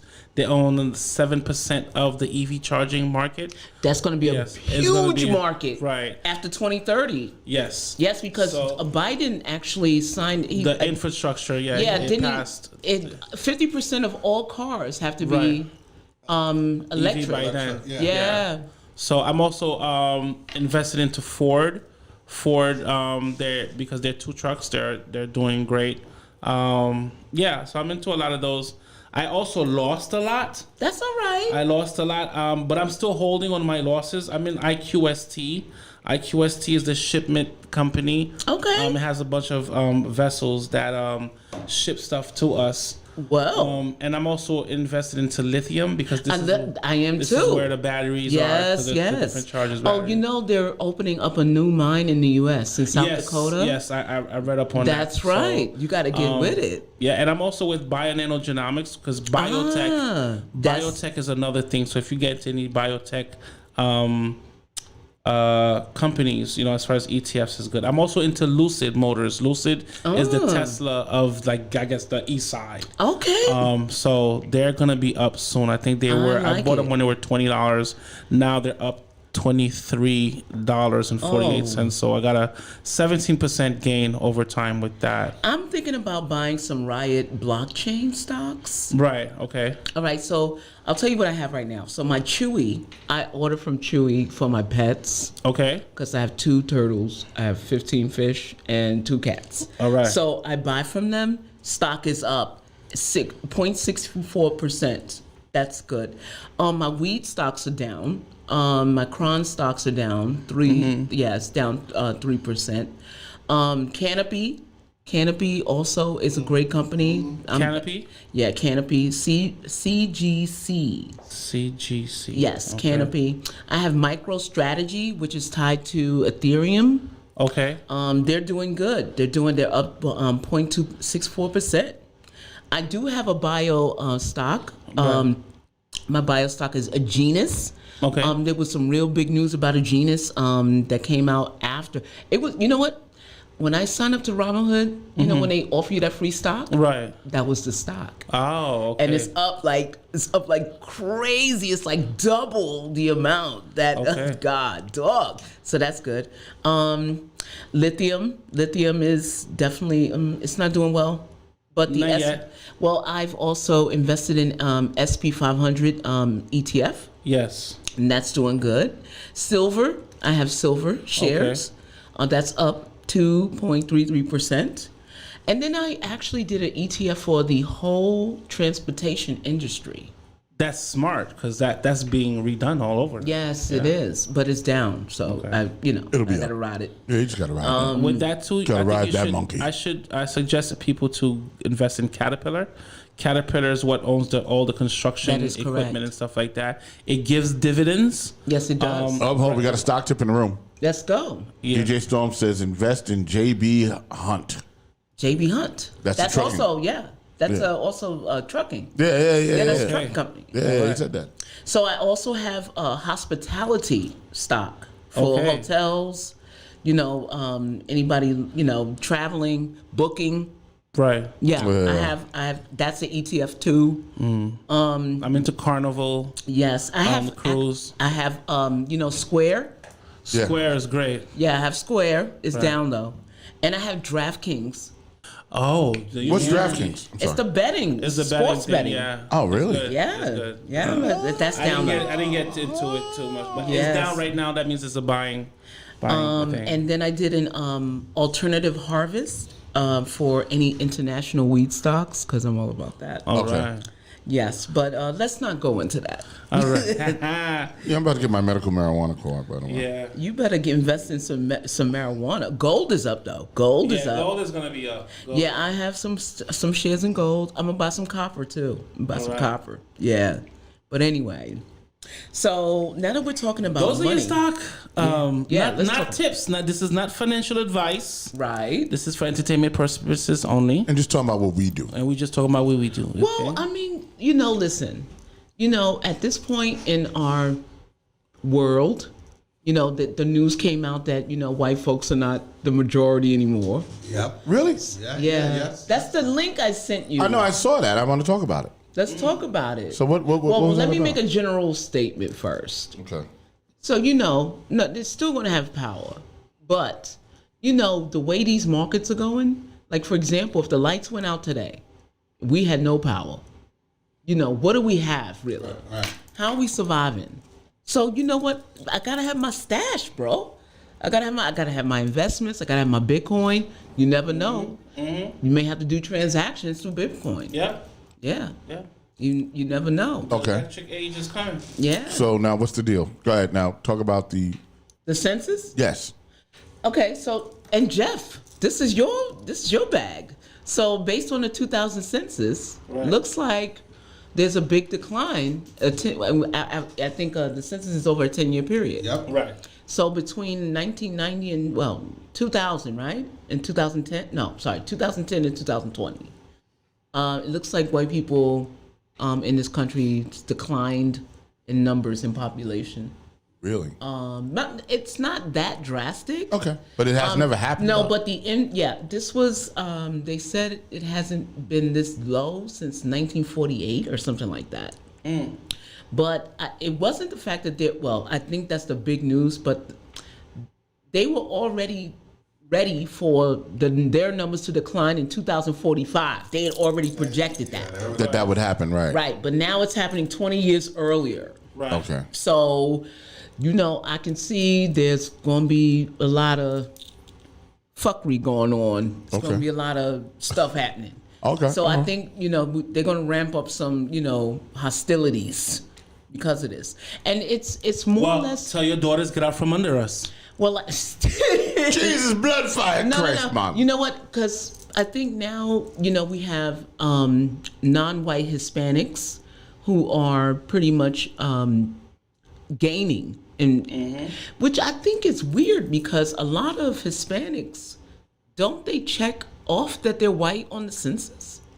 A lot Some of them do, A some lot do. of them do. A lot of them do. I think for anybody who has that opportunity and would get away with it, they would choose that. I think it's psychologically, assuring.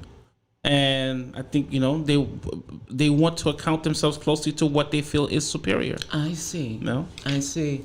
Because, they have the boxes. I Right. remember they labored over it for years. Like, okay, non-white Hispanics, Right. Black Hispanic, Asian, Native American, Right. Well, I mean, Asian I Pacific think what they're going to Islander. do. I think they're going to define what it means to be white. I think that's going to have to happen for them. You know what I'm But I saying? thought they were doing that with What the is it? Italians. No, because and- you remember, like you know how they say, if you have a drop of black blood in you, then you're black. You know what I'm saying? I think that rule is gonna, that old way of thinking is going to go out of the window. Well, because everybody's going to be brown. Right. So it's going to be redefined, and I've seen that. So is it going to be your black or your Caribbean black? I don't think they're going to make that distinction. But the fact that you have a white, Spanish or then black, that I think the fact that they put that is something. Well, that's political. right. I mean, to your point, you Right. did say when you closely align with the Right. power structure, you feel more secure Absolutely. and you feel you deserve the benefits off the backs of black Absolutely. people. But I've seen them disappear. I'm just telling you. What do you mean? I've seen them be absorbed of course they are. out in but I've seen them physically be absorbed, like By spacecraft? No, by black people. You know what I'm saying? By intermingling with black people. I see. Over in Reunion Island, which is off of the coast of Madagascar, near Africa, in the middle of the Indian Ocean, there's an island where all the white people have been absorbed. Like there are no white people anymore on the island because Wow. they've integrated with the natives. Got it. Right? So but what's interesting is you'll see these really nice shades of people. Hues. Oh, yeah. I mean, really nice. I mean, you'll see someone who'll be jet black and they'll have these light blue eyes and it's not contacts. Right. This one will have straight hair or whatever.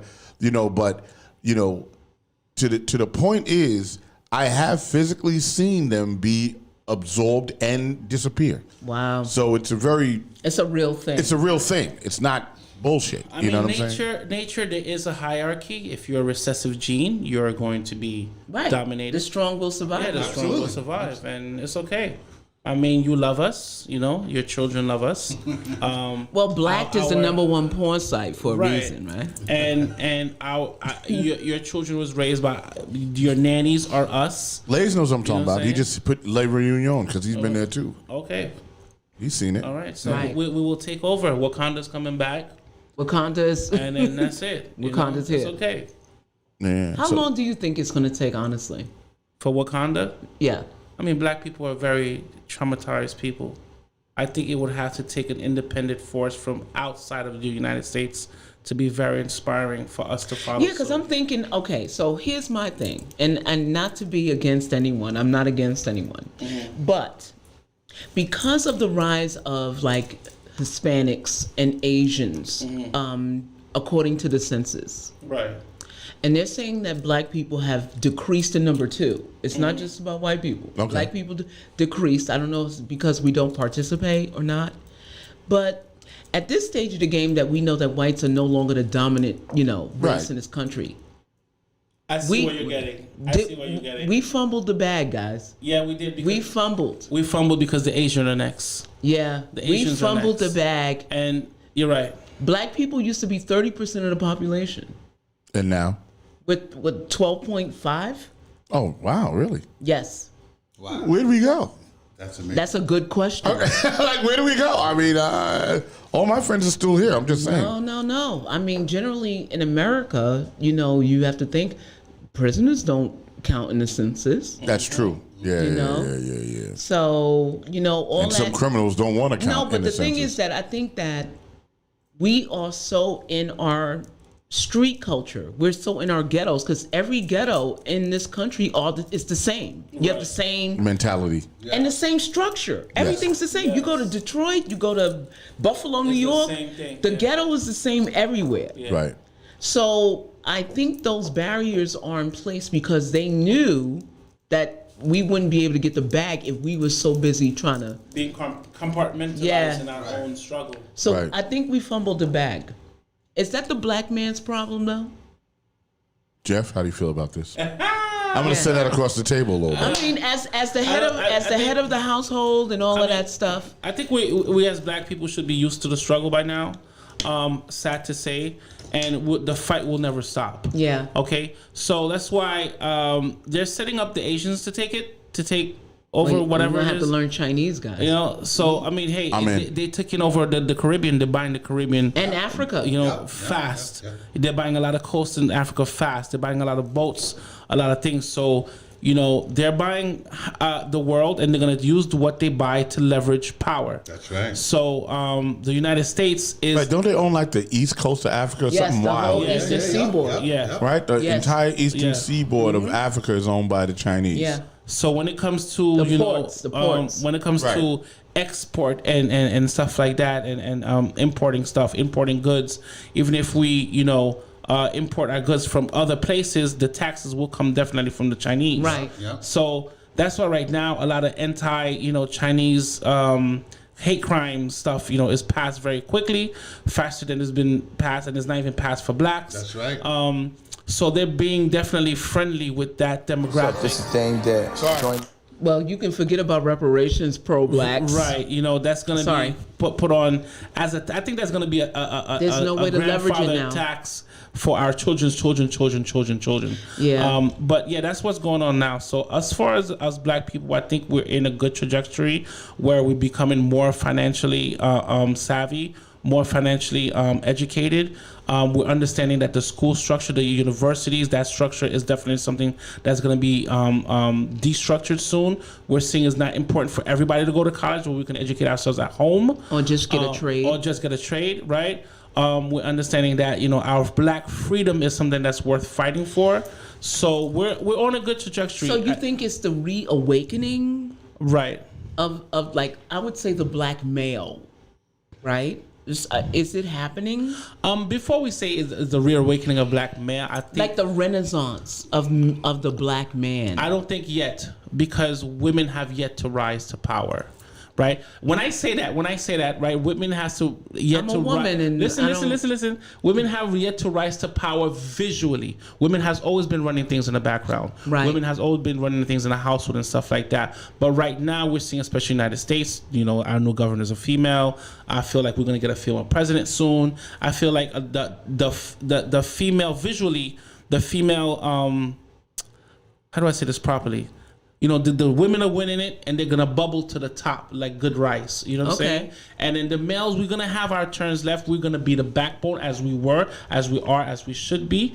We're gonna be the backbone, and it's gonna have to take some ego shaping to make sure. Yeah, because I see as women rise, I see a lot more male resentment right now, and I think there's no balance really anymore. It just comes to education, because you know what? Who ran the house when you was a child? As a young man, mommy ran the house. You know what I'm saying? Daddy built the house. Mommy ran the house. Yeah. So I think right now we need to not shun away old school mentality and how the structure of life is being built. So what if a woman is president? The cabinetry, her protection. The Queen of England is, still, she's not running anything, but she's still head of government, right? Right. So I think there's no ego. I think there should be no ego with that. Men who feel, intimidated by that is your own insecurity, and you need to go find your mama. If you can't handle it, because women has been running, and I think women would be great if women ran the CIA, women ran the FBI, women ran security, because women pay attention to a lot of details that men don't. Women are more in tuned on a lot of things that men aren't. So I think having women on a nice scale where they're running things is something that's beneficial for all of us. And if we can put down our ego, we can be able to usher the new world, the new generation. What do you think, Gary? I think there are a lot of men that have insecurity issues. Absolutely. When it comes to women being in authoritative. Talking to the mic. I can't hear you. Do you not hear yourself? Thank you. Can you hear me now? Yeah. Okay. All right. So, Gary. I think that there's a lot of men that have insecurity issues. Mm-hmm. When they see women that's in authoritative positions or in positions of power. Right. I've seen men who have money, Right. and wealthy men, Right. that still they get upset or they feel kind of threatened when there's a woman that's either in control or rising up. I like this because that's the perfect segue for me. Go ahead. Any confident man Right. will be all for women empowerment. Yeah, Okay. absolutely. I believe you. All my female friends, they know I'm all for women empowerment. Right. Right? One of the examples I like to use is when Arsenio Hall had his show, he had an entire female staff Right. from the producer on down, and that was the best late night show ever. Yeah, it was. It was pretty good. Wasn't Prince have an all-female band as well? Yeah, he did. Well, he had I mean, At a time? one of his bands was all female, but I mean, Arsenio Hall, for the height that he had and the run that he had and all the guests that he had, and him going out on top. Right. He had an all-female staff. So I say this because of the numbers that are reported about the African American population, we know that to build up our numbers, we need more families. Absolutely. We need more families, and in those families, men believe, and I mean, I'm traditional, that the man is the head of the household. To me, I think so. Right. I think so. I don't know about. I mean, you can disagree, but I think we need. I agree. We need men to lead. We need men to lead the community. Like, for example, when a person is killed and everybody's marching, I see a lot of women. Don't see a lot of men out there. You understand? And I think men are at the forefront of how you build and grow a community as well. I just think that black men need to be more involved. I know they're marrying out. I know, there's a lot of, black men are the most desirable man for any race of women. Okay? And black women are not. We are the lowest of the totem pole. But black men can date outside of their race, any race, and still, but the black family, as far as the numbers are concerned, need to be built up. Right. Okay? I agree with you. Black men definitely need to stand up, but define a man nowadays. Yeah, You know that's what I'm saying? hard. That's a good question. Men nowadays I'll are talk about that. not being raised by men. Men are being raised by their mothers. Yeah. Yeah. And mothers are great, to raise their children, but you can't raise a man to That's be a true. man. Can be, yeah. So a lot of these young men are out here just knowing how to survive, not really understanding what a man is. Right. And that's why I think there should be an institution on how to be a man, just like they had etiquette class where you teach people how to live. You know? I think they should have. I was watching this short documentary on Facebook about there's a place in Africa and the culture is that they marry young females, right? At I guess age of 14 or something like that, and they marry with older men. That is their culture, right? What I took away that I think that we should apply here, right, is that young girl is in a house, right, where she doesn't see the light of day. She's in that house for almost a month. And in that month, she's learning all her life skills. Got it. How to be a wife, how to cook, how to clean, and even how to sexually please her partner. Man, Yeah. Right? And how to be a wife, how to hold the household. So she's getting that tutorial. Unfortunately, we don't share that culture where, she was being married and stuff like that, off to save the family. This is also a financial thing. This is not a love thing, which is, down to the basics of what marriage was about too, But I think is something that we need to implement here domestically, where our young children need to go to class on how to be a family. Right. Because tradition is being erased. Yes. course, yeah. A religion is being erased with spirituality. Tradition is being erased by calling it, tying it to paganism and stuff like that. And people who want to make the effort to individualize themselves or free themselves from some sort of construct that they felt oppressed with as a younger child. We want to do the opposite. Yeah, just like the non-binary. So what is a man then? What is you a guy? When you talk about the definition of a man, I mean, it's All right, so a woman raising a male child, women are naturally nurturers. Nurturers. You're naturally that. Emotional, right? And a man is going to come from a standpoint, more of a logical standpoint. That basic difference is huge. Okay. Because a man will deal with an argument or a situation, think about it, and make a logical decision, right? Right. Well, those sums, you got to understand something. You got to look who raised them. You got to look who raised them, because if you was raised by a man, you're going to make a logical man. You're not going to be based in emotion. Got it. Right. And that's the balance, right? You want a man that's in touch. You want a man that can be a nurturer, right? But you also need a man that is logical. And without that logic, the man child is lost. Yes. You know what I'm saying? And that's just as basic as it gets. It doesn't mean, how you sit and how you move and how you walk. Nah, it's the way that we think, right? We think like hunters, right? Mm-hmm. And we hunt. That's what we do. And we bring home the meal. We slaughter the lamb. We bring it to the woman. We go, here, now we need you to make it taste good. We need you to hook it up, because that's what you do. But I'm gonna go slay it, right? The boy has to know how to go slay the food. Because what you have happening now are these boys or these men that are trying to shack up with women so that they can be cared for. Yep. Because they can't care for themselves, because they don't know how to hunt, because they don't know how to build something from scratch. They don't know how to go, you know what, I have an idea and I'm going to start a company and I'm going to run my company. And not am I going to run my company, I'm going to run other men.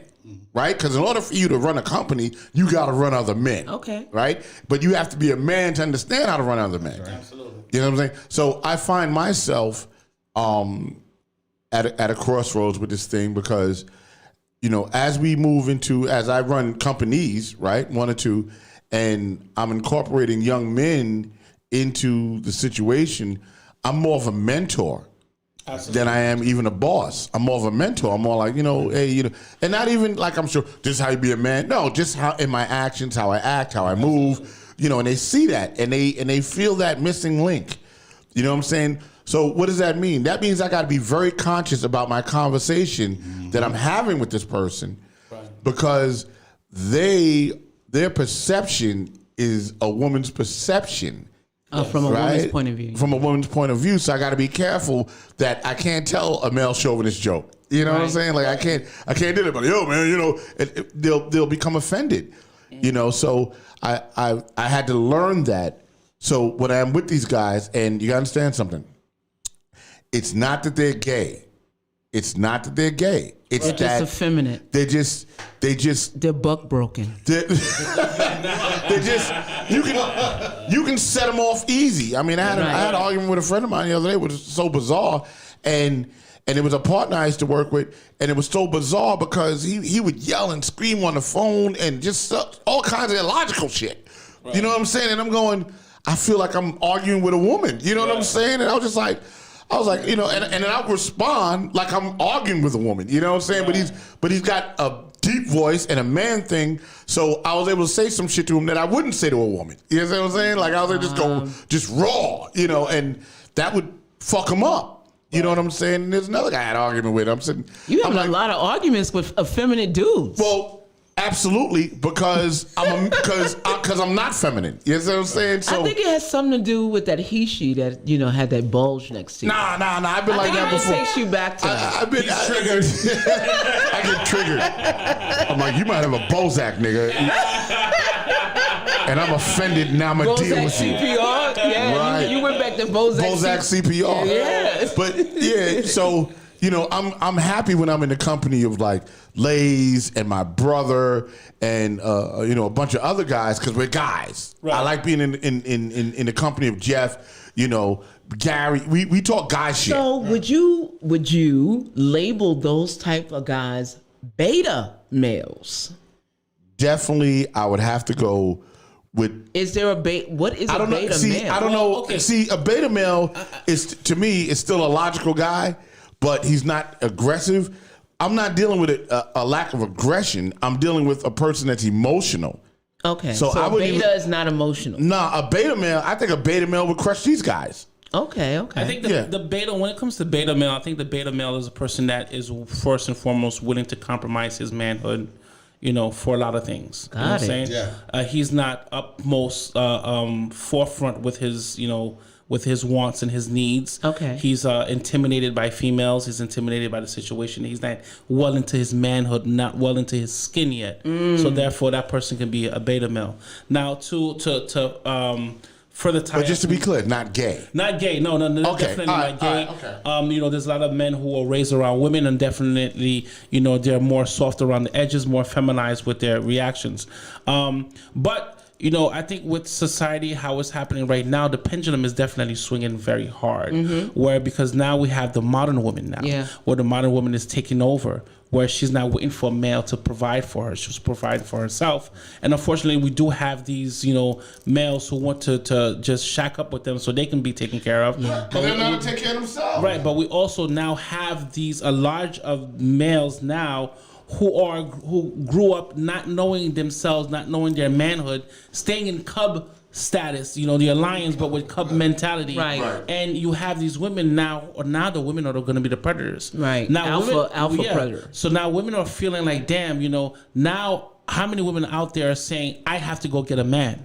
The man is not going to come approach me because the dating scene is different now. Right. The world is being, it kind of got dunked and rinsed. Now, and a lot of the alpha males are out there protecting themselves. Right. They're out there protecting their ego, protecting themselves because they see what the forecast is. Right. And now you have these, males that don't know how to be men, and we have these females who are being super independent. So now what is the household going to look like? What is the family structure going to look like? What is the future going to look like? What is our children going to look like? Because we see these commercials are being very all-inclusive now. How are we going to have a mentality? So we were talking about blacks being decreased. We were talking about whites being decreased. How about the feminine and the masculine now? Those lines are now being effectively blended. Yeah, that's true. You know what I'm saying? Not only by those who are switching their genders, those who are who no longer want to be men, who no longer want to be women, no longer, just like we were talking about the non-binary people who don't want to be classified at all. Right. So we're now essentially being in this soup of humanity where we can't really triage who is who and what is what. And even to speculate of who you are is now being perceived as offensive. So where are we? We're all brown. So wait a minute. I'll tell you where I am with it, but go ahead. So let me ask. So we've covered that. So in a strong man who is a leader, right, who is logical, what about morality? A man with ethics, where does that fall into play? Okay, cool. So that is the next phase of that, right? Now that's also being a man, right? Accountability, right? In a man that is raised by a woman, the accountability factor is usually out the window with them. A man needs to be able. A man will stand up and say, "You know what? I did that. That was me. I did that." Ethical. In other words, you know what? If I'm running something, I'm going to pay people. If I'm doing something, I'm going to do the right. I'm going to do right. You stand on your square. You stand on your square, and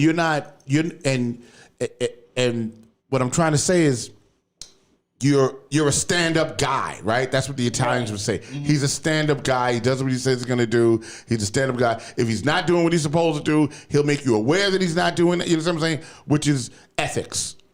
Right? Ethical. I'm not going to disrespect a woman, right? That is non-ethical. I would never fight anybody, right, that I know I can beat. If I know that I can beat you, and then I attack, there's no win for me in that. Right. You know what I'm saying? I already know that I can do that. So I'm not going to do that, right? These are integrity. Right. So, integrity. Yes. Yeah. So let me ask Gary. No, it's not even funny. There it is. No, it's not. Right. Because G-Swag gonna jump in your ass right now. No. So Gary, to me, being ethical means doing the right thing even when no one's looking. Correct. Absolutely. Okay. So what are your feelings about how you see the gamut of how men behave right now?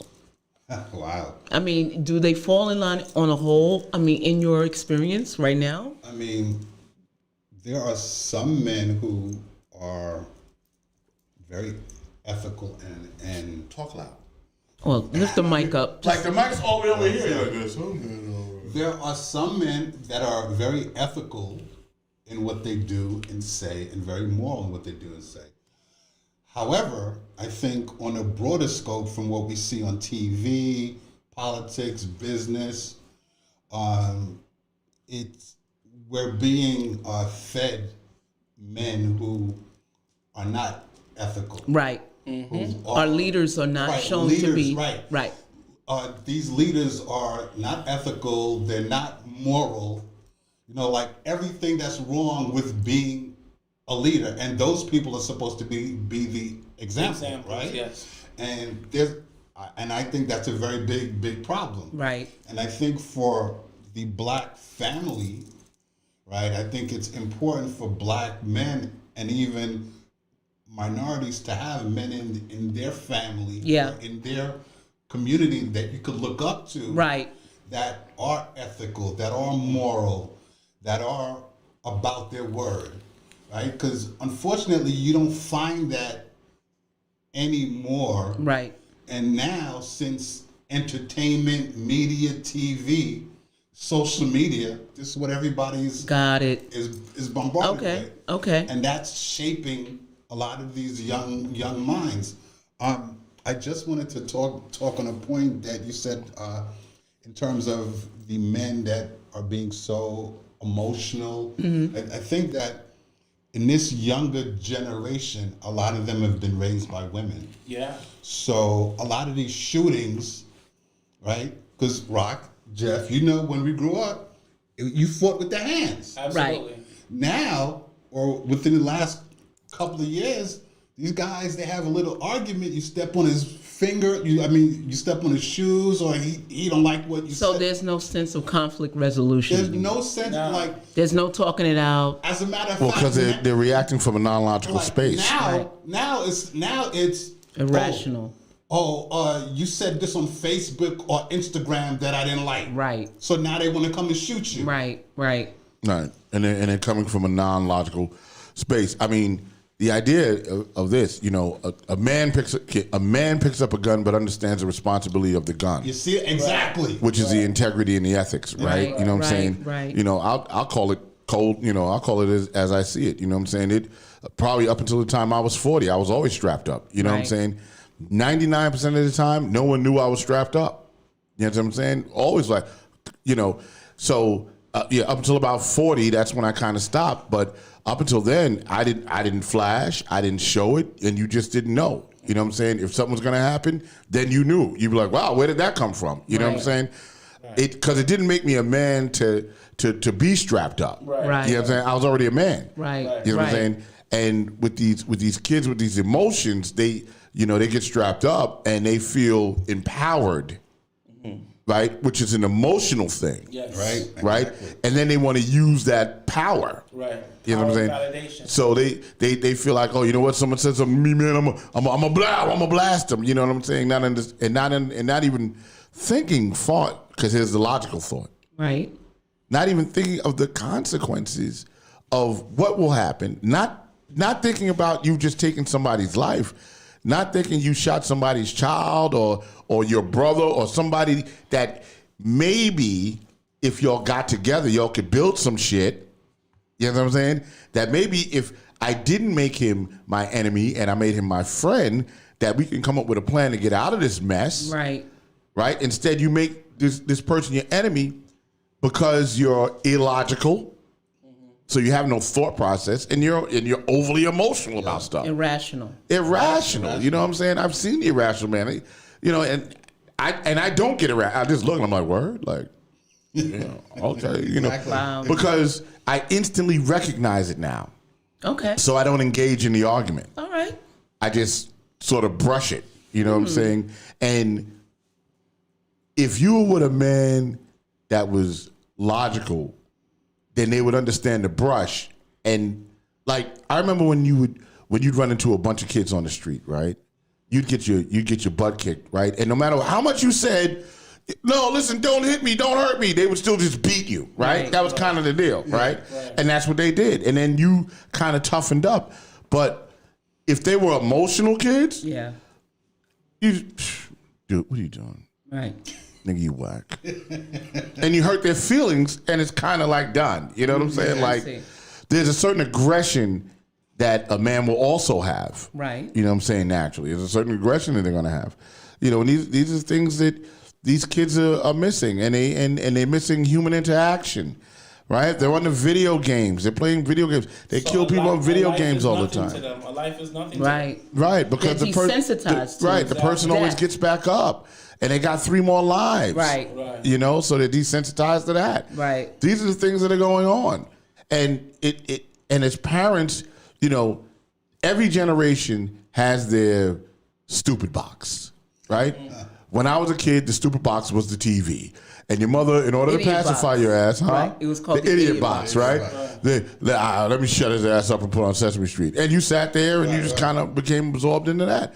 Well, the new stupid box is the computer. Right. Yeah. And it's the phone. Phone. And when that kid shuts his mouth, yeah, just get on the fucking phone and shut Right. up, you know. But the difference is, our stupid box, once you left the house, you couldn't take it with you. Right. You couldn't stay on the stupid box. Right. You went outside, and then Right. you interacted with the people. So there was a balance. Oh, yeah. That's what I'm trying to say, and we don't have that balance anymore. I mean, All that's, right. you know. Well, speaking of Maybe that's balance, just me. Gary, go ahead. No, I was. Go. Oh no, because I was about to go and I was about to segue from the logical here. We're going to the logical man. Right. The logical man and dating. Wait, Logical man. And No. Ralph called. Hold on. Uh-oh. Call Ralph back. So while you're doing that, Hey, Ralph, what's up? oh, Ralph, hey. Hey, what's up? How y'all doing? Ralph. Hey, Ralph. What's up, Ralph? What's up, everybody? Hey, Gary, what's going on? Everybody there. Listen, I'll touch on 2 things. One, go back to when you were saying how China's buying all these countries and everything, and all these places, but we failed to ask the question, who's allowing them to do that? Second, when it comes to like traditional, like when the husband goes to work, mother takes care of home, you all know that's out the window. You all know it's out the window because now it takes 2 to even survive in this world. That is And true. What parents really should be doing is basically teaching them how to survive on their own, whether it's just a woman or a man, because nothing ever works 100% the way it used to. Right. So basically, it's about teaching survival, whether it be female to cook for a man or to cook for herself. Okay, whether it's a man to cook for himself, because like I said, I got that from my grandmother, and I got that from the military and from also my grandfathers in the military. That everything my grandma said, don't bring it. First of all, my grandma always said, don't bring a child to this world that you can't take care of. You can't take care of yourself. Right. Okay? Second of all, you know what I'm saying? She says, mistakes last forever when you make them.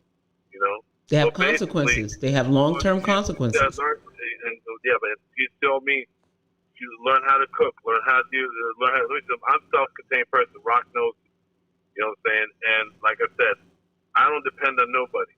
If I'm with a woman, fine, that's great. It'll be beautiful stuff, but at least I don't have to have a woman washing my clothes and doing things. Cooking we could do together. But everything else a man should be doing as a man, he should be doing. Never leave it up to a woman to do it when he can do it himself. Because if my hands ain't broken, I'm not going to make my woman do something that I know I can do That's myself. right. Right. Agreed. But if she want to help me, if I would want to help her, that's a hand-in-hand thing. Everything goes once you together. That's a let's work on what we're gonna do together, how we're gonna help each other. But if I had kids, I'm gonna teach my daughter how to survive because nobody should have to have anybody define their life to survive.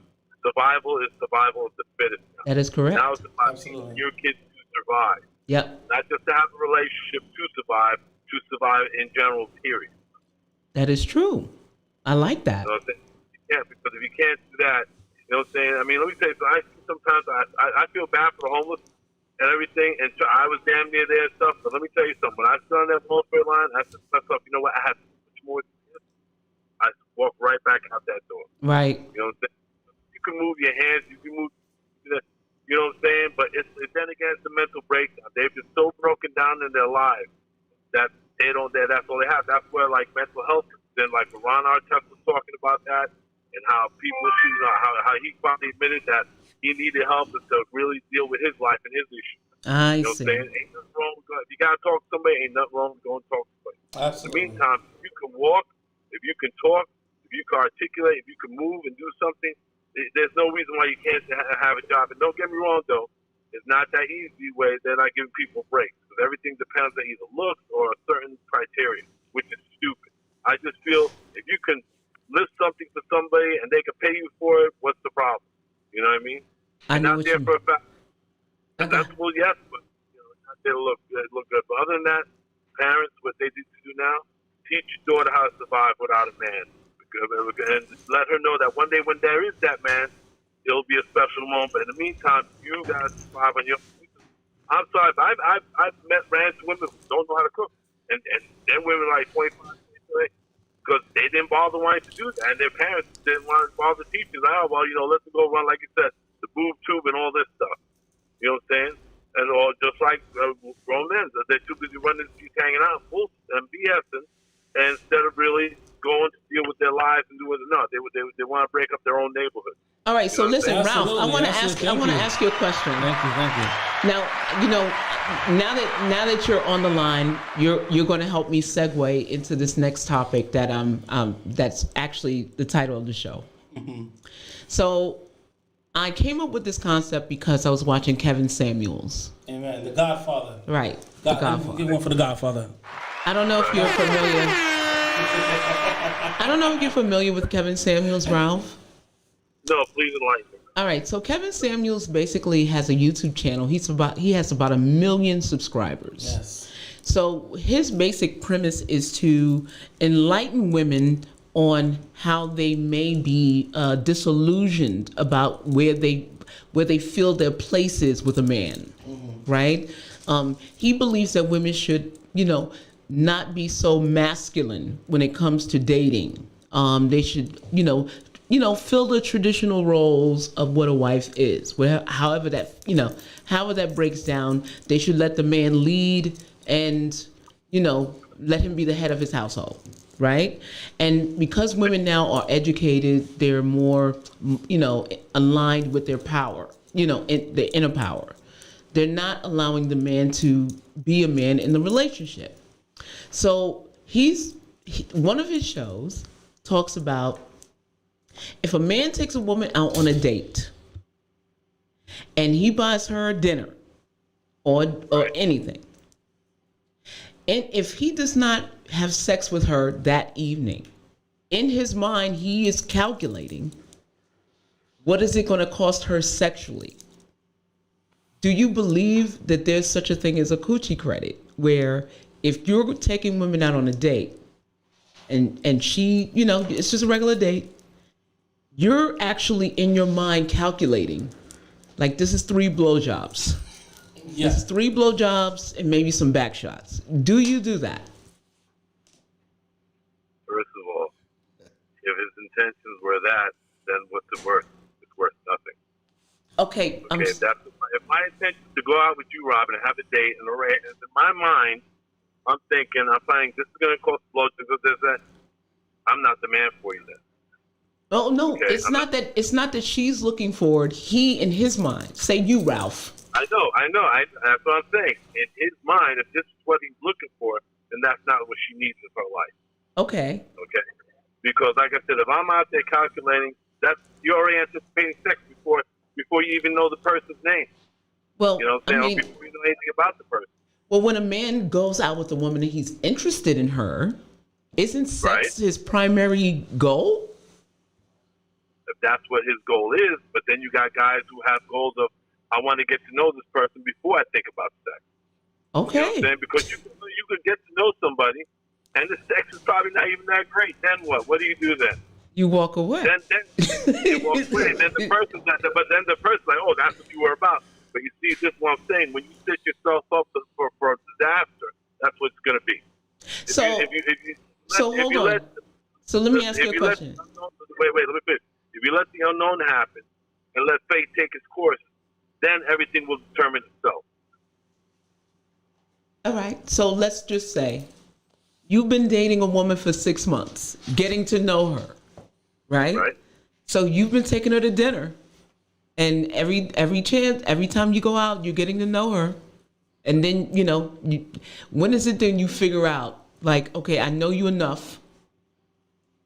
I need to get a blowjob. Right. How long? Okay, well, how many days does it take for you? Something got to give. 6 months, of course, something got to give. So okay, no.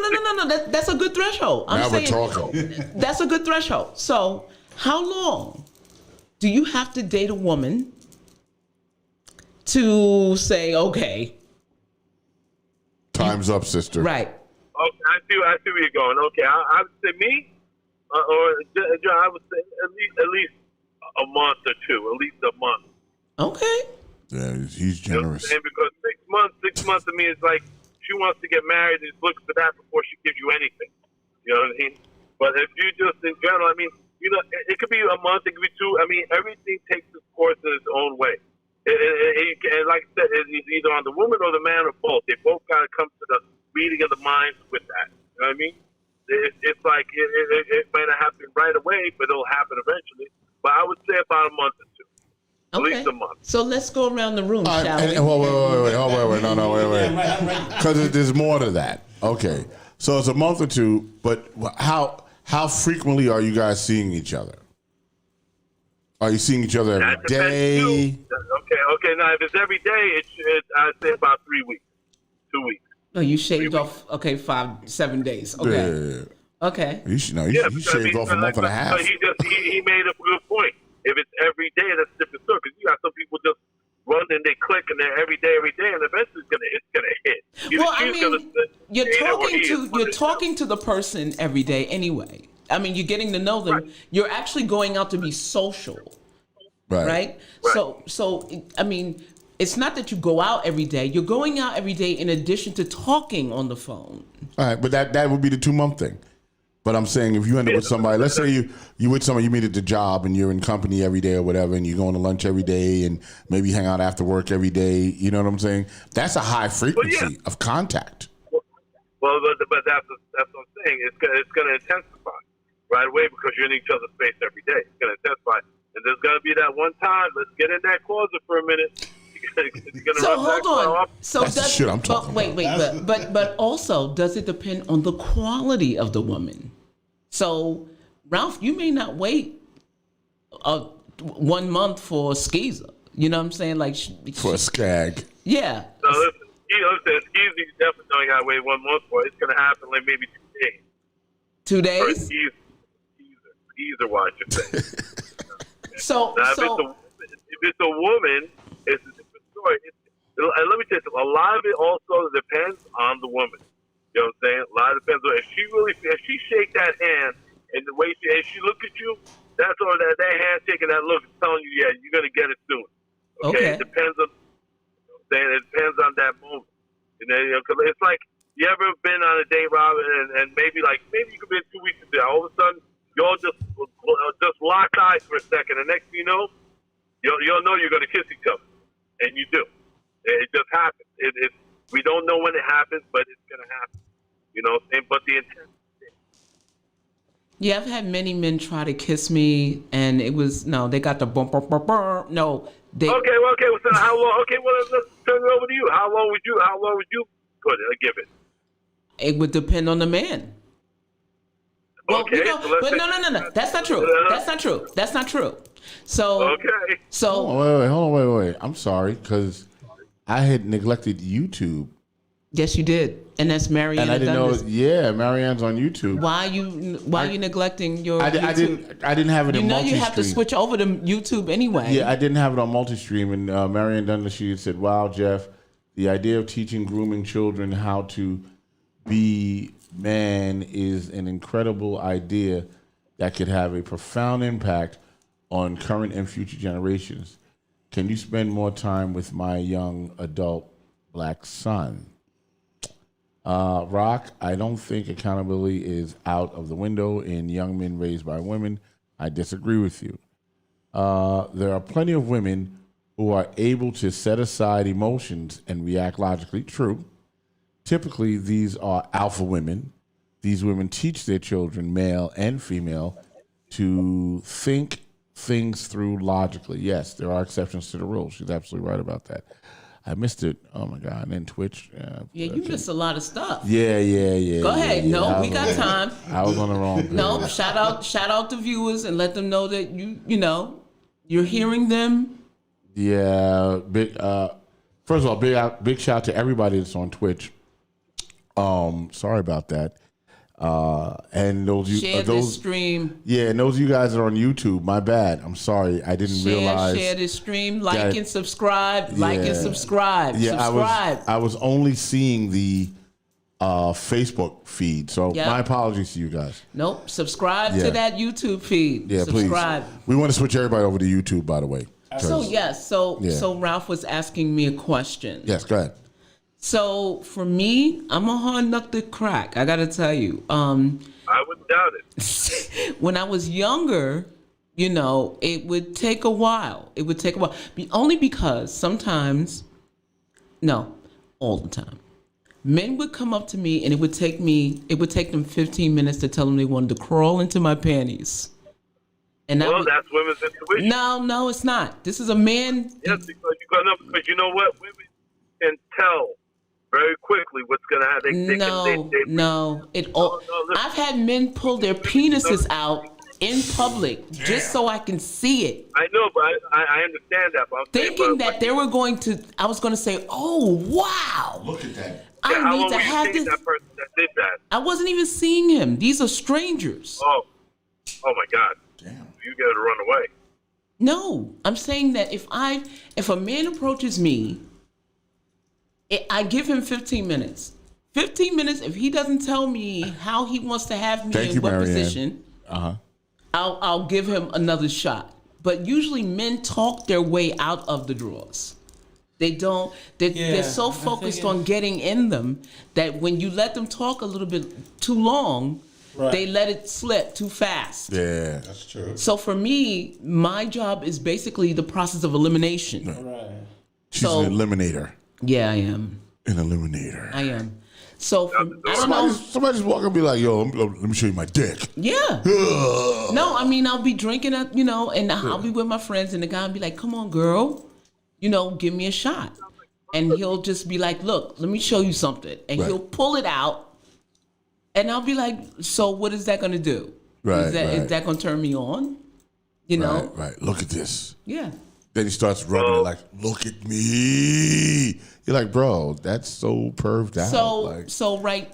You're a Cuomo creep. Yeah, well, he was more. Well, he ain't touched me, but he assaulted my eyes. Yeah, that's some Cuomo creep shit. But he did it in public, which I thought was really apparently really he was bold. apparently he was proud of his number. We're talking to a guy who's got problems. Okay, that's one first off the back. That has nothing to do with getting to know someone down long that you can give him something. Well, that's somebody just like. If I'm dating a guy and I'm getting to know him, for me, sex is an even exchange. So I then, in my mind, I'm like, okay, do I want to date this guy or do I just want to have sex with him? Because it doesn't matter how many drinks you buy me or how many dinners you take me to. I'm already gonna be like, I'm just gonna have sex with him once and that's it. And that's gonna be the end of it. That's the intention. That's what you get. But for that's a whole different topic. I mean, you're talking about how long before you give a person sex or whatever it is, and at what time. Okay, you're talking about moments that just happen in a second, an instant, or whatever. No. I've already figured it out because once I'm getting to know him, I will then decide whether or not he's good for the long term or not. Right, but you're not going to get to know the guy that whips his dick out. Oh no, I'm not talking about that guy. He's out of here. Yeah, we've killed him already. I still see that guy around the neighborhood too. Really? Is he chronic with it? No. Just run around, just whipping out his meat on everybody he sees. I think when it boils down to it, it's all about communication. People, like you said, men talk themselves out the drawers. Yeah, they do. I think it's all about communication, how to speak to a woman. Mm-hmm. And if you're afraid to speak to a woman, you'll never get in the game. You know what I'm saying? Trial and error is an amazing thing. I remember back in the days when we used to go to dance hall parties, basement parties, we call bashments. How would you learn how to whine if you didn't have a lot of women disrespect you? Right. You know what I'm saying? You go to try to dance with one person, and if it doesn't work, you don't hit the whine, you don't hit get the dips and stuff like that, she walks away from you. You get embarrassed, but you come back to the next party, or you go to the next girl, and you go to the next girl, and then you build up that strength. So you speak to women. You know what I'm saying? Robin, you're a very attractive woman. You know what I'm saying? So these men are not going to stop. Okay? So we can experiment here. I think they do themselves a disservice if they just come to you without knowing a way of approach. Right. Men, you need to be in yourself, know yourself, and understand that if a woman doesn't desire you, that's exactly what it is, period. You can be super dick schlong dong kong of New York City or of United States. If she don't like you, she don't like you. You know what I'm saying? Right. Just have your a level head of approach. And if it doesn't reciprocate, keep it moving. You know what I'm saying? The women are the gatekeepers of sex. And if you approach a woman, you say, hey, you're a wonderful woman. I'd like to get to know you. But my intention is, hey, I don't want to pursue nothing serious. I want to get down with the get down. So let me ask a question then. I want to address Marion Dundas because she commented about you. Marion said, "Me too, Robin. Guys are so sexual in their approach all the time, and it's an immediate turnoff. Mm-hmm. I'm a sapiosexual. Sapiosexual. That's not always true. That's not true. Hold on, Ralph. Before you jump on a woman, hold on. They have to come correct. First of all, what is a sapiosexual? Go ahead, Gary. Oh, Gary knows. Hold on. Let me put the camera in his ass. Okay, how lumpy it is. Yeah, Gary's all What is about a the sexual. sapiosexual? You have to get into her mind first. She's attracted by the intelligence. Oh, That's okay. to be conversation. An intellectual stimulation. Yeah. Exactly. So, Okay, intellectual foreplay. Yes. That's me all day. but it's real conversation. I know. It's not nothing sexual or anything. It has to be real, genuine conversation. That's Well, you can actually have stimulating. a sexual conversation without it being graphic. I always say that. No, I totally agree. Yeah. I totally agree. Marianne, I agree with you. I am a sapiosexual too. But then Right. then let's flip the argument. So if she's not interested in you, should she go out on a second date with you? No, I think I don't think so. Well, I think that's up to the woman to make that. But then But you're in some men's mind, they're thinking, okay, well, I'm just gonna smash. Well- So I'm just gonna wait. And I know she don't like me like that, but I'm gonna wait. Yeah, but You talking about beta males now. Okay, let's I get think into I think going into the I think it should be. They'll wait forever. I think for it some should be. crumbs. Yeah, for sure. I think it'll be. I think it should be.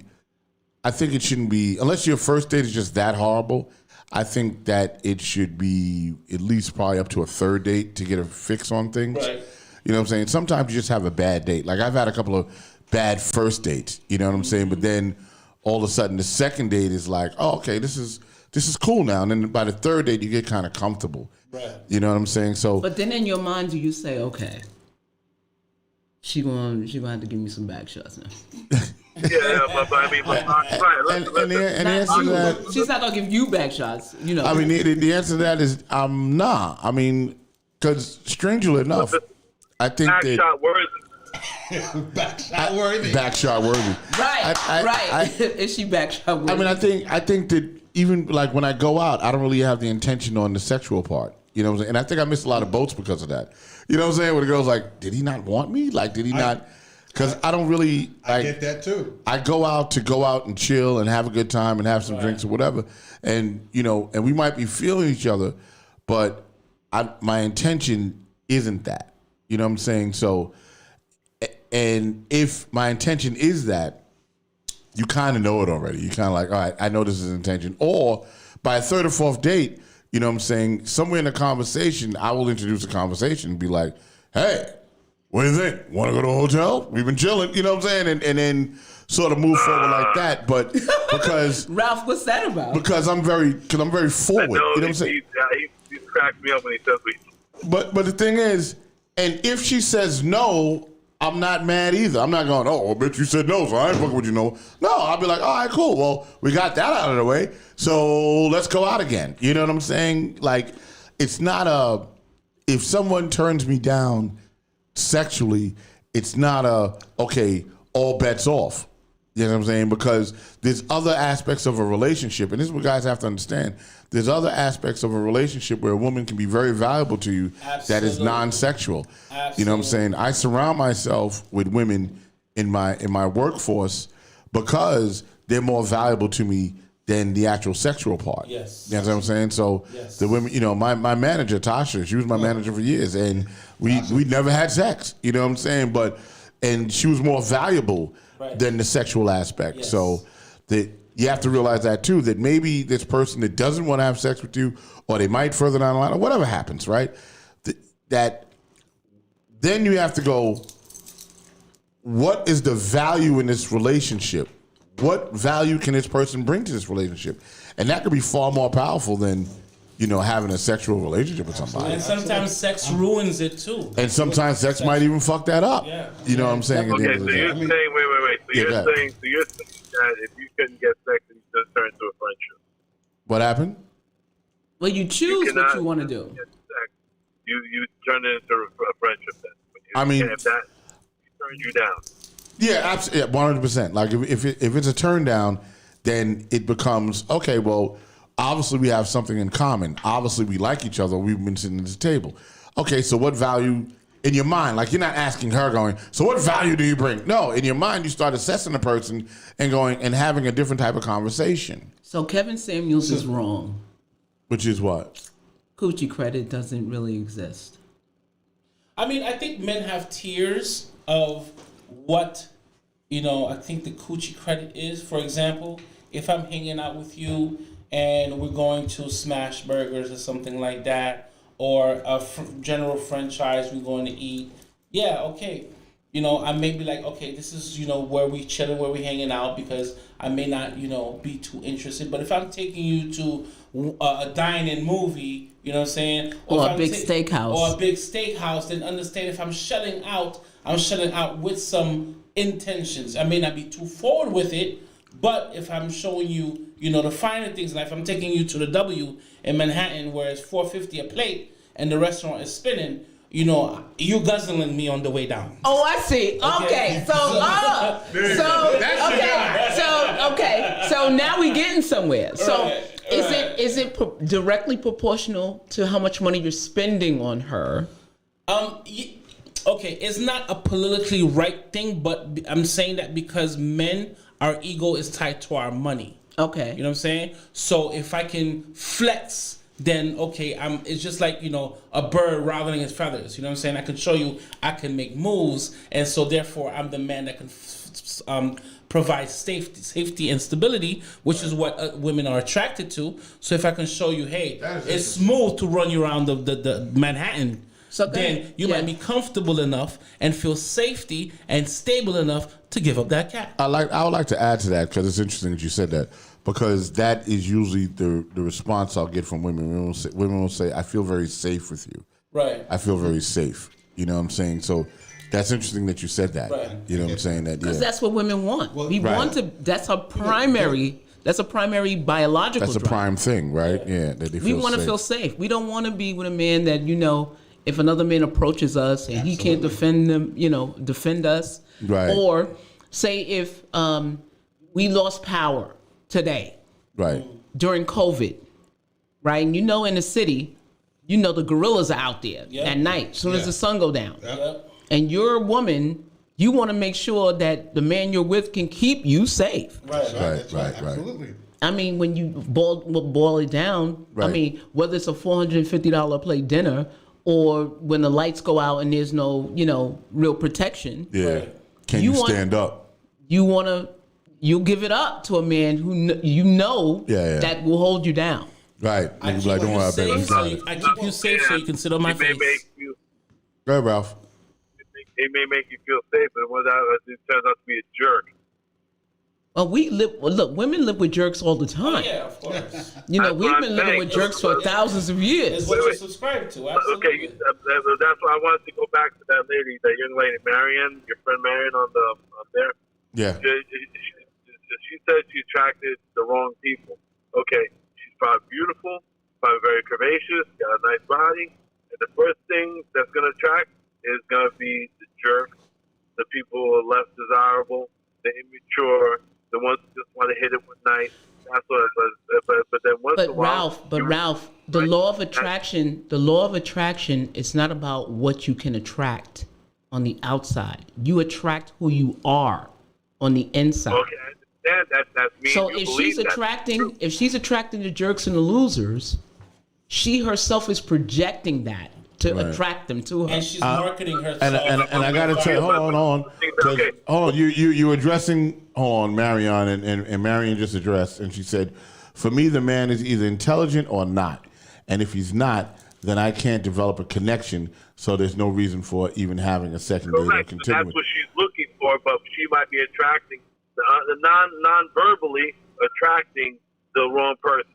Well, she like also Robin, the guy came up to you with this. Sometimes you have 5% of the guys that you attract, some of them are those people. 10% of this person, 10% of that person, 30% of the good guys that you want to look for. That's what I'm saying. Everything's a different, variation. Marion also says, yes, Rock, women have value other than sex. Clap, clap, clap. Oh, absolutely. Exactly. And I think it's not the fault of the person who is attracting. You know what I'm saying? A Mercedes would attract a person who's rich and broke. So would you say, hey, it's the Mercedes' fault for attracting the type of people? However, if I have my dealership in a very affluent neighborhood, then I know what I'm going to attract. But if I put my dealership somewhere where people drive to say something you know else. what I'm saying? I was going to wait for the first thing you were going to say.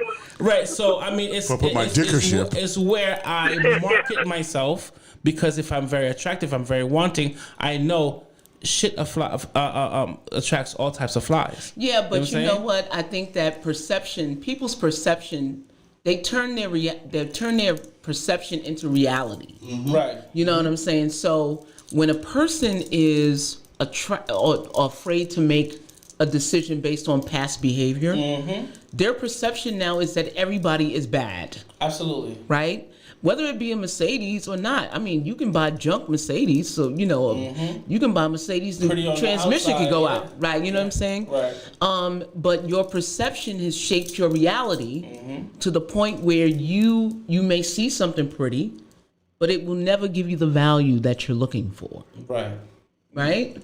So to wrap it up, I'm saying that when men look at a woman based on his perception of either how much he's spending on her or not, I think that you shouldn't put a price on it or an expectation on it. I agree. Well, I agree. Definitely. I mean, I never was one to take a woman to dinner and expect sex.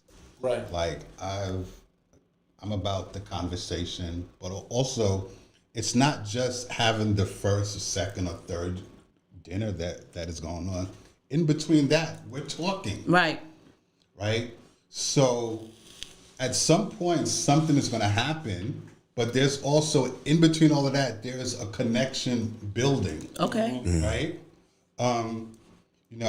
I do know that there are other men that they'll take a woman out and expect, because they spent a lot of money on her, that she's going to give it up. You mean some men? Jeff just said that shit. What? Jeff said that's what he's about. Yeah, he's like, if you $450 that's it. blowjob from the penthouse to the basement. Oh, no, right. That's On a W. That's a W. On the elevator.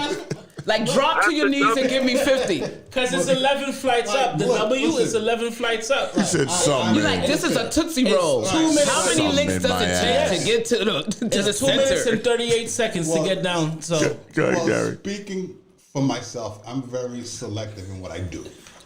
Right? So, and kind of like, on the point that Rock was saying, one of the best compliments that I got from a woman was that she said that she felt safe with me. Mm-hmm. So to me, stuff like that means a lot. Now, I know some people may think that's corny, right? But Yeah. No, I'm just saying, no, I get it. Yeah. So Because safe could mean a lot of things.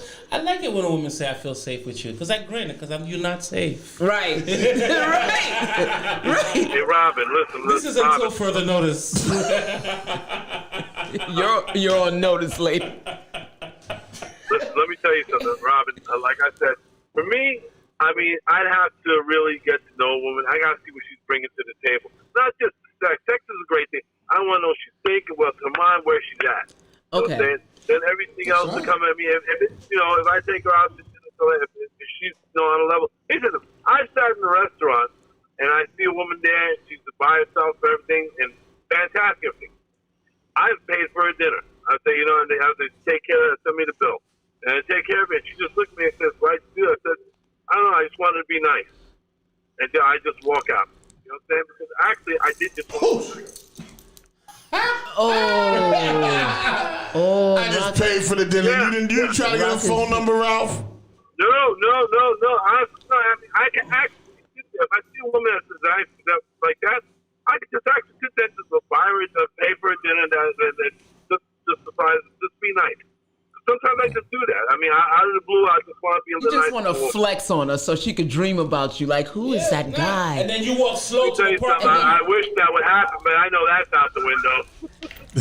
Yes, Ralph. But in all those seriously, you want to go with a woman and yes, you want to determine, will I get, this if I do this and that. But none of that. You want to know what you're bringing because she wants to know what you're bringing to the table. You pay for something, you got that persona that you're looking for. I'm pretty sure you get it in like a week. Right. Well, Ralph, listen, man, we about to cut out because we're at 2:20 Yeah, right now. So. I got to take the dog home, and I saw you here. Nice. But thanks, Ralph. Thanks. Glad you tuned thanks in, a lot, man. Ralph. Big shout out Gary to Ralph. D, as always. See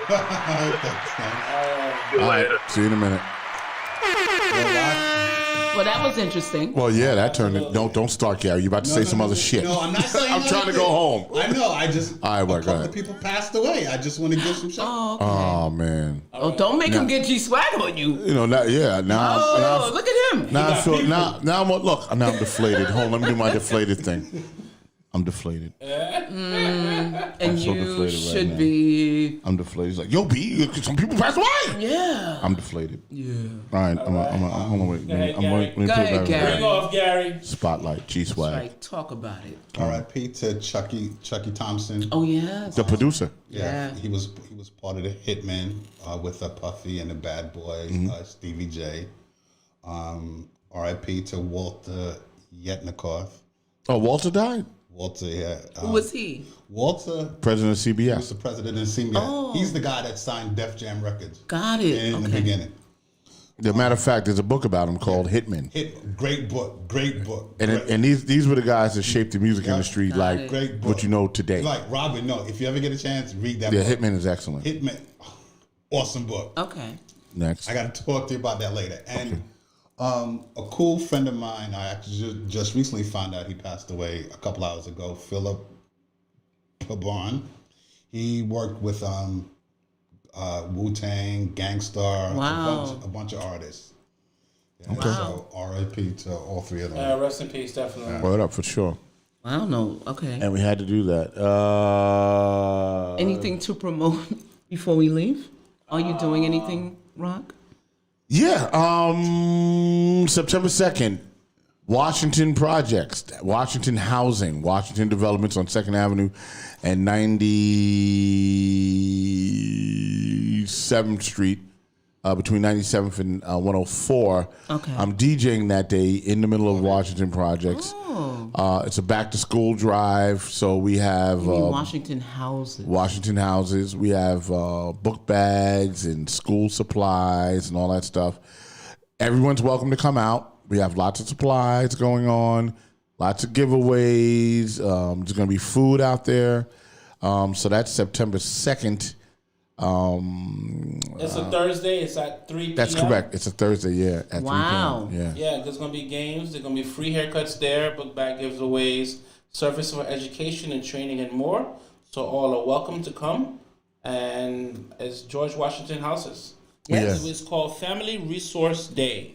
Nice. Yeah, so you're all welcome to come out to that. What's wonderful is the free haircut thing is real. There was a barber out there the last time I played Washington Houses, and he sets up right outside. He's got a tent, and you just walk up, and he's going to give you a cut, and he does not take money. Wow, that's great. But tips, you should always give tips. He doesn't even take the tips. Really? Yeah, nah, he's, super cool. I forgot the name of him. It was like Phoenix Barbershop or something. They get paid through a program. I see. So they take account of who is being cut, and then that's how they get their money. So they don't take any money. So if your kid needs a haircut for school and you want to get it done, then you come to Washington Houses on between 97th Street and 104th Street and get a haircut. Get a fresh one for school, fresh Caesar or something, or Shape Up. Nice. Absolutely, and this is presented by Washington Houses Residents Council. Absolutely, and that is Claudia Perez. And she also has the Mi Gente, Mi People podcast on Saturdays. Tomorrow she won't be doing it. She's going to be doing it from a phone, actually, because she's receiving a citation or an award from the Attorney General, I think. Absolutely. So she's going to be doing that tomorrow and a couple of family events. So she won't be on. Yeah, she's doing a thing. She's doing a thing. So she's doing that whole thing. So that's what's going on this weekend. Once again, you have the One Night Show from 4 to 5 o'clock. On Sunday, you have The Conversation with Stan Morse. Hip Hop, Health, and Politics, right? Yeah. That's going to happen from 2 to 3. Big things on the horizon. Got some announcements to make. I did a couple of collabos, actually, that I'm not going to play yet, and I'm not going to, announce. But as soon as the record gets mixed, we're going to play it. It's a collabo that came out of the Hip Hop Boulevard relationship. Also this week, New York City, a one-time event, the hip hop tour that's going from all 5 boroughs, right? Which ends in Central Park with Wyclef Jean and a bunch of other, and Bruce Springsteen. Next week, it kicks off at Orchard Beach. On Monday, August 16th, the Universal Hip Hop Museum in what's the word? In concert with the mayor's office. No, not in office. concert. What's the word? Collaboration. In collaboration with the mayor's office. They're throwing the Outer Borough concerts. So at 3 p.m. at Orchard Beach, it's going down. And I'm talking about mad artists from the Bronx and some that are not from the Bronx are going to be represented. Some people we haven't seen perform in years will be there. Wow. Grand Wizard Theodore and the Fantastic 5 MCs with Whipper Whip, rest in peace, Dada Rock, Ruby D, Master Rob. They're going to be there performing for the first time as a group in years, and they're pioneers in hip hop. That's right. You have Joski Love doing Pee Wee's dances on there. Who else is on there? T. La Rock is going to be on that show. Karis One is on the show. And it just kind of goes. I think Slick Rick is on the show representing the Bronx. Right. DJ Kev Rockwell is DJing that day. So it's going to be tremendous, really. Wow. And that's 3 p.m. Orchard Beach. So if you're in New York and the concert is free. That's amazing. However, everyone at the concert, from what I understand, has been COVID tested. All the performers have been COVID tested. That was one of the stipulations, I believe, to go into the concert, and you show your vaccination card. You could be COVID tested or whatever, and if you have a vaccination card, you can show it. I'm not sure how stringent that is, but from what I understand, it is a primarily vaccinated concert. Oh, so wow. I do know all of the artists are vaccinated. They couldn't perform unless they were vaccinated. I see. So that's what's happening. And then Queens is the next day. So look at the IG page, go to the Universal Hip Hop Museum page, and you'll see all the information for all the concerts happening in New York for the next week. And this will never happen again. Wow. It's literally a hip hop tour. There's also one on the 28th out in Coney Island. Yeah, right. Stetsasonic is on that one. Yeah, that's the Brooklyn one. Yes. I don't know if MOP's on that, though. That's amazing. I mean, I just don't know. I mean, it might be, but I haven't gotten a call. The flyer that I seen says that they're on Is that the New York City one? No, that's... Or that's just a show? No, that's... that's from the mayor's office? It's the city parks and oh, no, that's not the mayor's office joint. That's that's City Parks and Capital One Bank. Okay, Nice. yeah, that's different. That's probably happening, but that's not part of this series. Yeah. I see.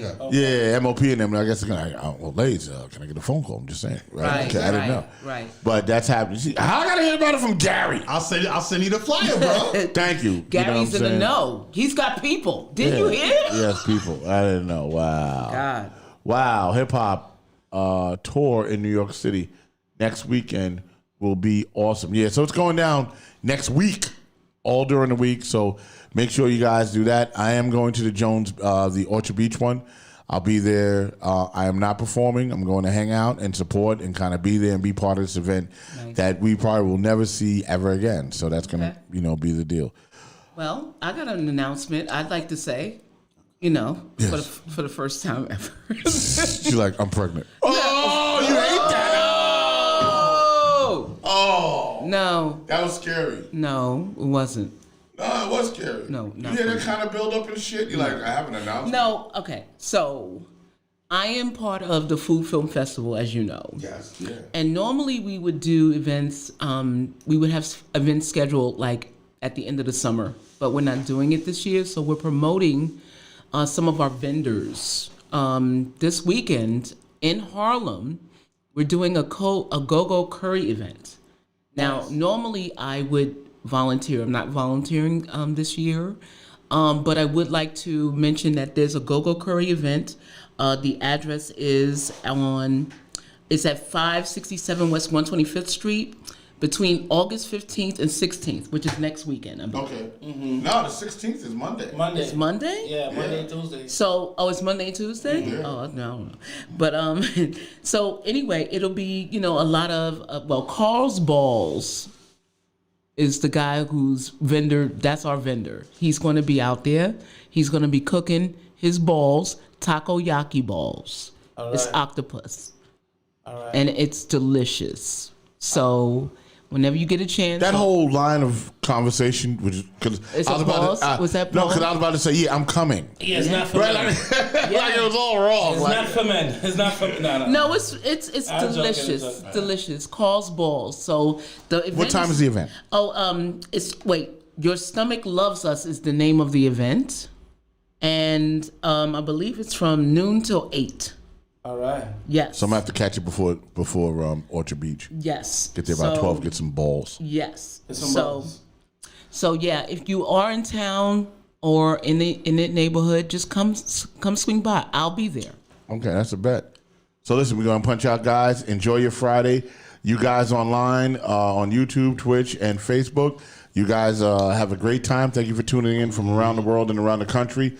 Love y'all. We will be back next week at 7 o'clock, 7 to 9. The Real Discussion with Rock Logic, Gary Fax, Big Jeff, and Robin will be here next week. And Jeff, and Rocky D. You know what I'm saying? Rocky D. Rocky D will be back. Yeah, so Yes. we're all going to be in the house. It's going to be dope. The Fonda said, great show tonight. Thank you, Fonda.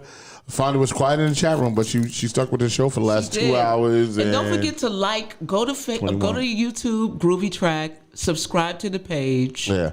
As you can see, Marianne got the notification when I went live. Yep. So we need all of you to do that. yeah, so all of you, we need you to kind of transition over to YouTube. The reason why I haven't just done it cold is because I don't want to lose you guys. You know what I'm saying? And then you don't get the notification. So just kind of make it a point. You go to Groovy Track. It's down at the bottom. It says the YouTube channel, GROOVEY, Groovy Track. Just, go over. Subscribe to the page, and then you get a notification because we can't monetize on Facebook. Right. That is the reason why I'm trying to monetize. transition. You know what I'm saying? So, we can't monetize. So, but I can monetize the show on Facebook. Not that you guys have to pay and everything, but I'm just saying I can monetize it on YouTube. Yeah. All right. So, see you guys next week, 7 o'clock. I'm punching out, baby. Yeah. Next week.